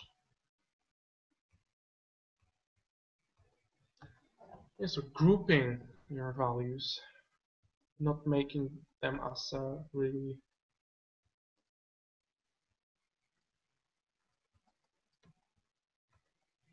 outlined shapes. Think of it as planes. You have a plane in here, but it's a specific shape because of its form.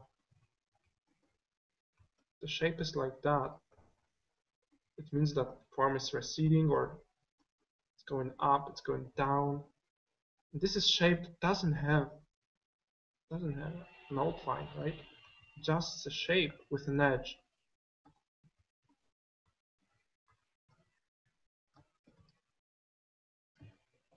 So you can finessing that kind of stuff slowly and surely, and it will give you much more realistic effect. I will tell the reason this piece doesn't look so realistic is also the color scheme of the actual skin tone. I would change it probably quite a lot if I would have to spend more time on it. So like you see, I'm trying to simplify it a lot.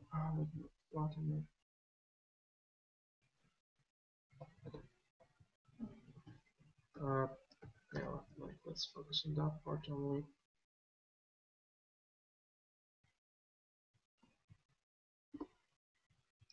This is the part I changed. You see, I'm just getting rid of the lines that were everywhere slowly. So here's before with all the lines. You can probably tell right now, but they are everywhere. And here I'm just slowly getting rid of them. And it slowly makes it look a little bit more.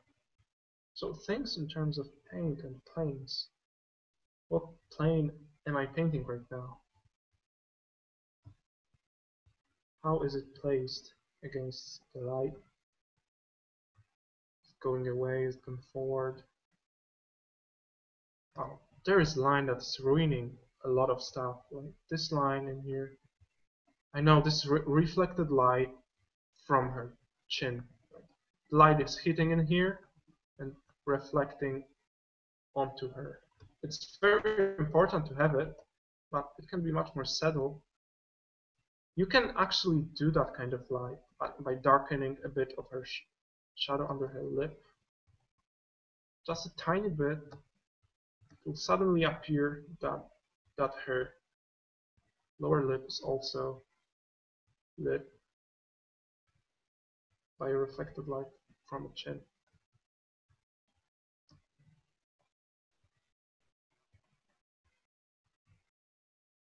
Okay, maybe let's try to fix. I'm just working on that part of the face. Just save it. Let me try to fix the colors a bit. Like you see, I'm just losing an engine here. I wouldn't pronounce that much. There is a plane that is between this cheek and her neck. There's a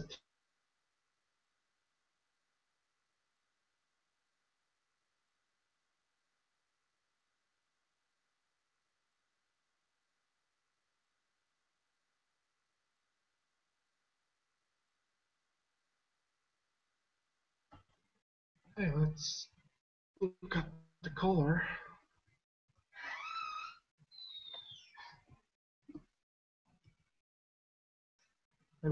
I'll take an overlay layer with a soft brush and just apply the color I already have to warm it up and make it a little bit more rich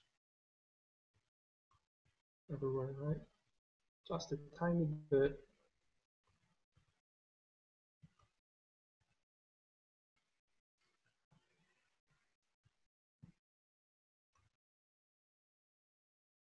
It lacks a little bit of warmness in shadows, or it lacks a little bit coldness in highlights.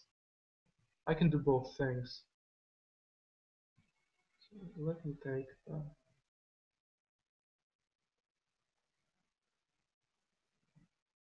favorite brush and maybe try to get a little bit colder highlights in here. Take this and make it a little bit colder, like that. So you get like a little bit of color variation in here. Let's take that color and also that cold highlight here. It's not a highlight, but it's just a contrast to warm skin tone. Also, I'll put it in here. And here. Maybe not as much. As you see, I'm only interested in the right now left part of her face. I'm trying to make it a little bit more believable.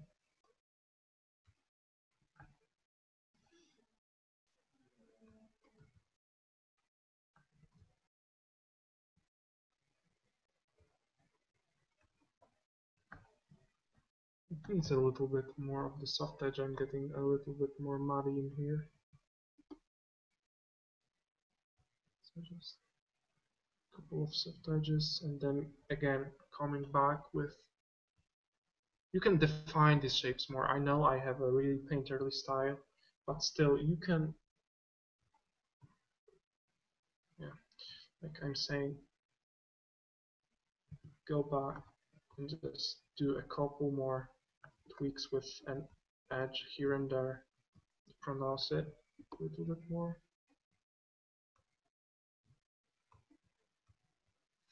It's too hard.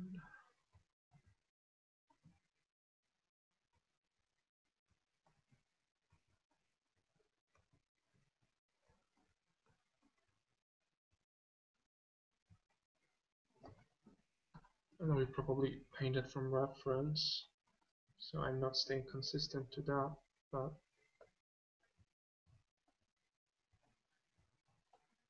so there's a line in here. Let's lose this ear.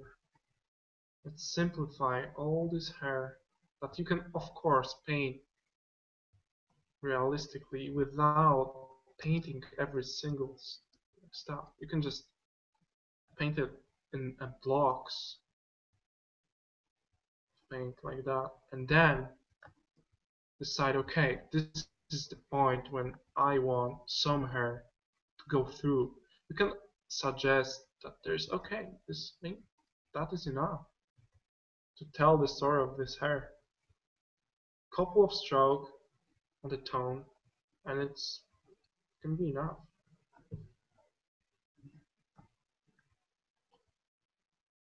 Yeah, another Harvey to face, right, for me.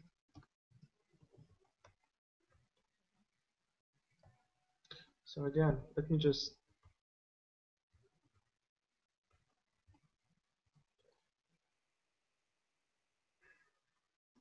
flatten this image and just cut it in half. So you can actually see the difference when I will delete.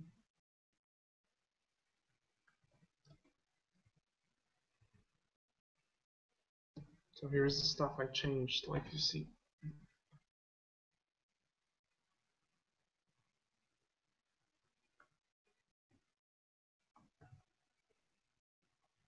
Yeah, if we will hide it, you will see more the difference. Probably look a little bit more realistic. It needs a little bit of detail, but only in the areas you want, not everywhere. From this to that, right? I would also get rid of these weird things that are happening in the background. So let me actually delete that half. Yeah, let me delete the other half. Like that, and just let's work on the background a bit. There's too much shit going on, like too much stuff. I know this is some kind of like she is dematerializing or something. It's really cool, but there's too much little stuff going on. We can actually simplify it. Let's simplify that. Let's say, okay, this is not as important. So you want to show that her hair are like dematerializing into cybernetic thing, right? I see it that way right now. So let's simplify. Let's just cut her from the background off a bit. Make it a little bit cooler, probably warmer right now. Yeah, a little bit warmer by desaturating the color. Like you see, I'm not sampling new colors that much. I'm just taking colors I already have and making them more or less saturated. Let's fade it. And actually, that dematerializing effect would be really cool to paint. And I guess really hard to paint, so maybe a couple of rhythmical hair shape will help in here. And they are actually standing out from the background. So I can darken them a bit probably. And so you have like strokes of hair coming.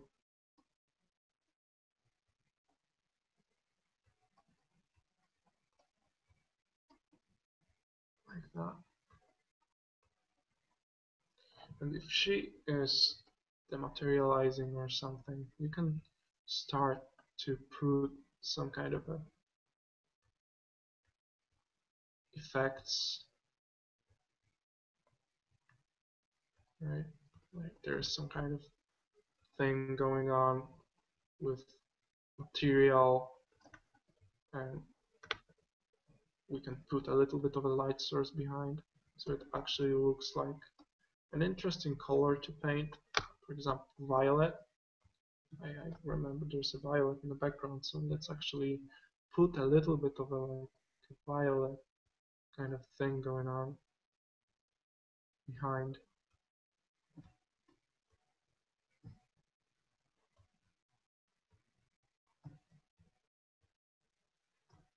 Like that. Maybe a huge light source in there. So she's dematerializing. Also, this source of light, violet light, would be cool. The light source on her cheek, for example. Just a tiny glimpse, and right now I can just paint it on normal. Just take a little bit of that violet and put it on her cheek to suggest that it's catching a little bit of that light. So it gives you a lot of possibilities and nice color mixtures. It would also be catched by her part of her nose, and probably here. Let's take that, just put a little bit of that here. Maybe not as much, it would be a little bit more blended. But you know, it's just a quick overpainting.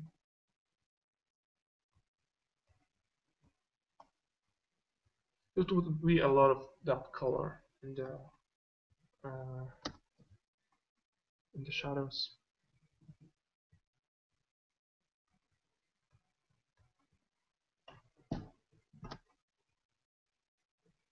Yeah, so you can see there's some kind of light source behind her hair. You can detail it out as a dematerializing thing. You can experiment with, I don't know, some brushes, and then I bet it will look a little bit more realistic and detailed also. But do not overwork it.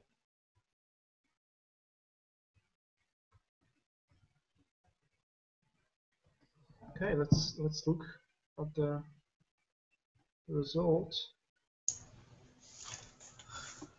Amazing, man, amazing transformation right now.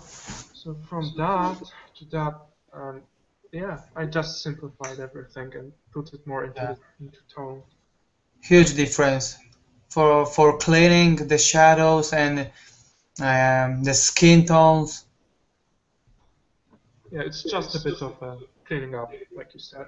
So do we have another piece to overpaint, or? Yeah, I have the one, and after that, right? yeah, and after that we can just have the final word. So let's go to another one. Yeah. So the next picture is made by my buddy Charlie Gold. It's some kind of night, and he just wanted a critique, and there are his words. Hey, it's me again. I need some tips from you or anyone about coloring a black and white image. So we will make another transformation right now. Just going to the Photoshop and trying to colorize it. We don't have enough much time, so I will try to make it pretty simplified and fast. First of all, I would like to divide the values in proper way, because there are just too many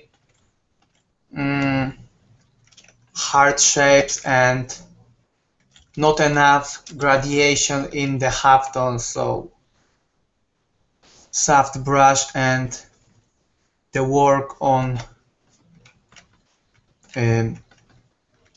the values right now, simplifying some effects, details. So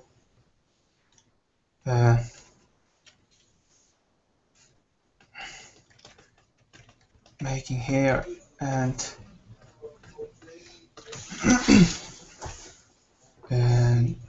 give me a second.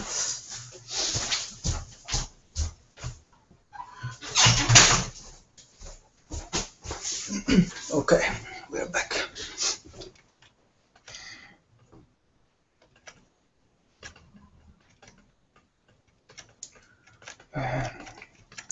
We will gradiate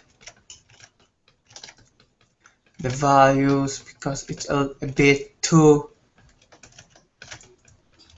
dark, too much black everywhere in every shadow, too much contrasty. It doesn't looks clean enough. So sorry.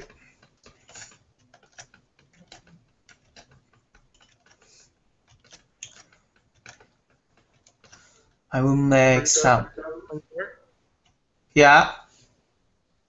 Okay, there was a little bit of a lag. Okay, go ahead. Okay.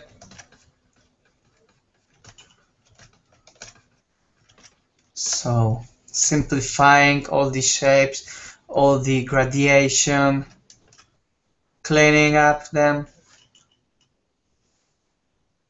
and after when you have proper division of values, you will add some details.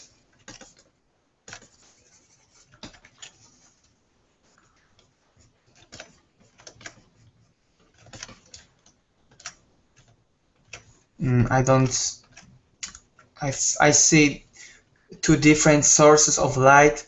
The first one is behind the seal houses, so we will use it. It is very nice to enlighten your character.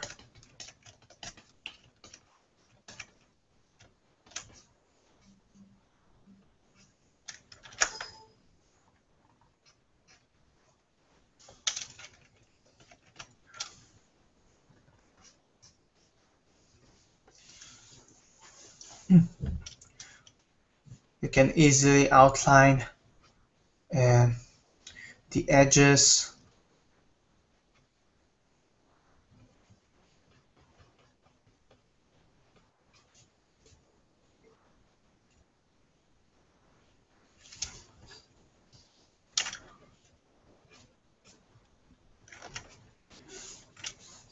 Yeah, and it will also make our solid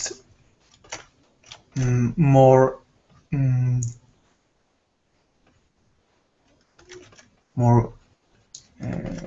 realistic, I guess. More gradation. You need to make more soft gradation on the skin tones, on the object, because a lot of hard strokes make no enough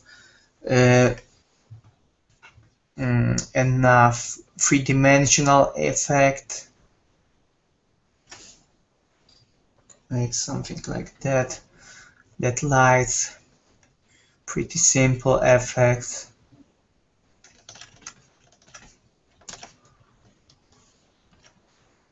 I will also make this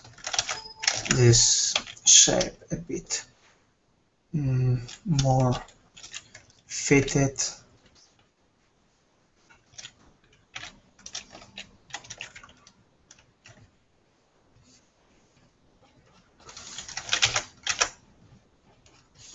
So we can darken that part.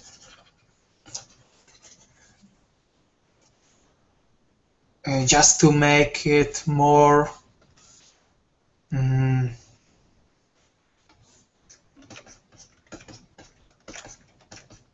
more solid.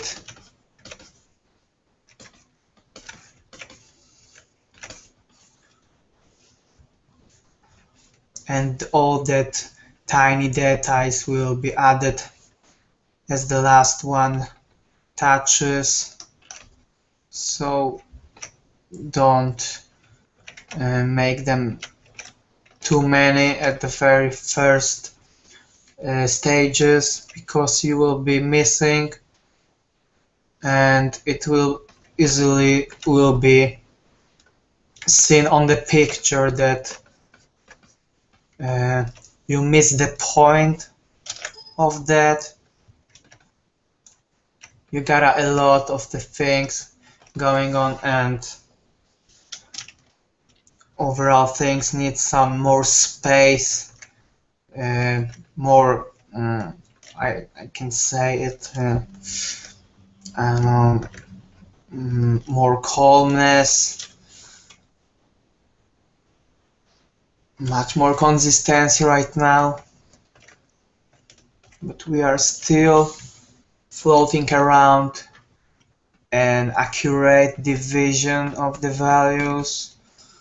You can enrich your details, just simple strokes like that, adding some details, but don't forget about the value structure, making it more visible in enlightened places and parts of the armor.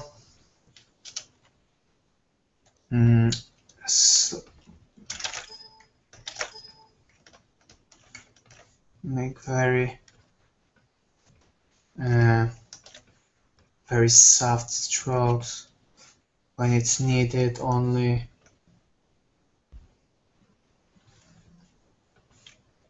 And you have much better gradation right now.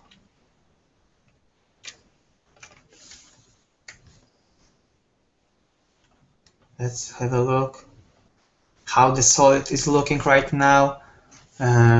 It's looking much more consistent. You can add some lights on the edges here. Just not that much, because it's easy to exaggerate in that kind of light. So I would suggest to enlighten the face a little bit yet.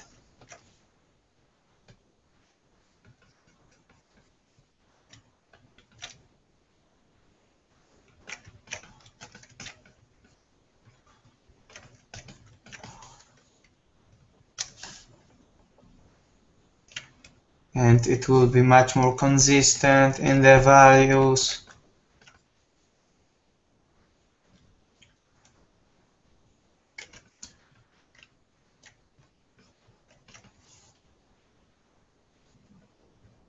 So it's not the final stage right now, but let's on coloring aspect right now. I will use color mode at first. As I said, it's just only the initial colors. Don't get for real how the results from color modes are visible on the black and white in the final stage, but it's good because it won't change your intensity of values right here. It's not the same way the color mode works, like for example overlay or just soft lay, because it makes the picture much more contrasty and you can easily lose your way on the right value division. So be careful in putting the colors at first. So I recommend you to start on color mode with very soft strokes, and after that you can manipulate the colors on the normal layer or other emphasized layers, like as I said, overlay, because if you have just nice base, it will make a lot of easier way to cross the division between the black and white and color ones. So I will go to normal layer right now and put some strokes on it. You can easily see how many dirty colors are hidden in the shadows yet, but there are some pretty simple ways using soft brush and on normal layer and just cleaning out all the shadows. Yeah, it looks much more clean than previous, but it's not just the way to accomplish the colors. It's not just a color sample or so. You have to balance on the colors. You can use the layers like levels or color balance to achieve overall hue, but in exact spaces you have to paint on your own using normal brush and normal mode, just to go with normal colors and clean the dirty spaces where the dark black is in. So I just go back from time to time to color layer and trying to clean it up in the shadows. I made a bit greenish armor right now, but it still has a lot of clean black hidden. So it is also the sign for you that the division of the values wasn't accurate enough. But as I said, we are very limited in the time, so as I see that as issues, I try to clean it up in coloring mode. That doesn't really matter if you see this kind of issues. The worst is when you are not seeing the dirty parts of your picture. You got a problem then. So yeah, that warm areas you did works really well, like in the shadows especially. yeah, it just make the impression that something is going on behind or below the armor, and it's not just a dark or dark black or so. So you can also reach your colors adding another one with some I don't know, drapery, in bluish ones. So Yeah, these blues. yeah, it's just make it more.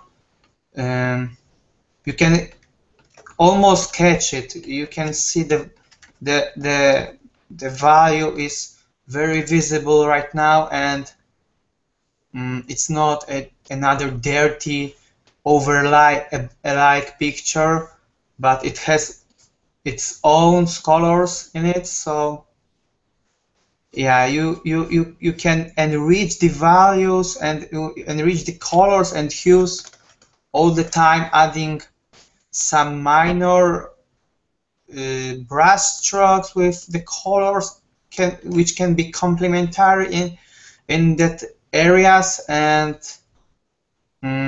it make your picture for sure much more pleasant for the eyes.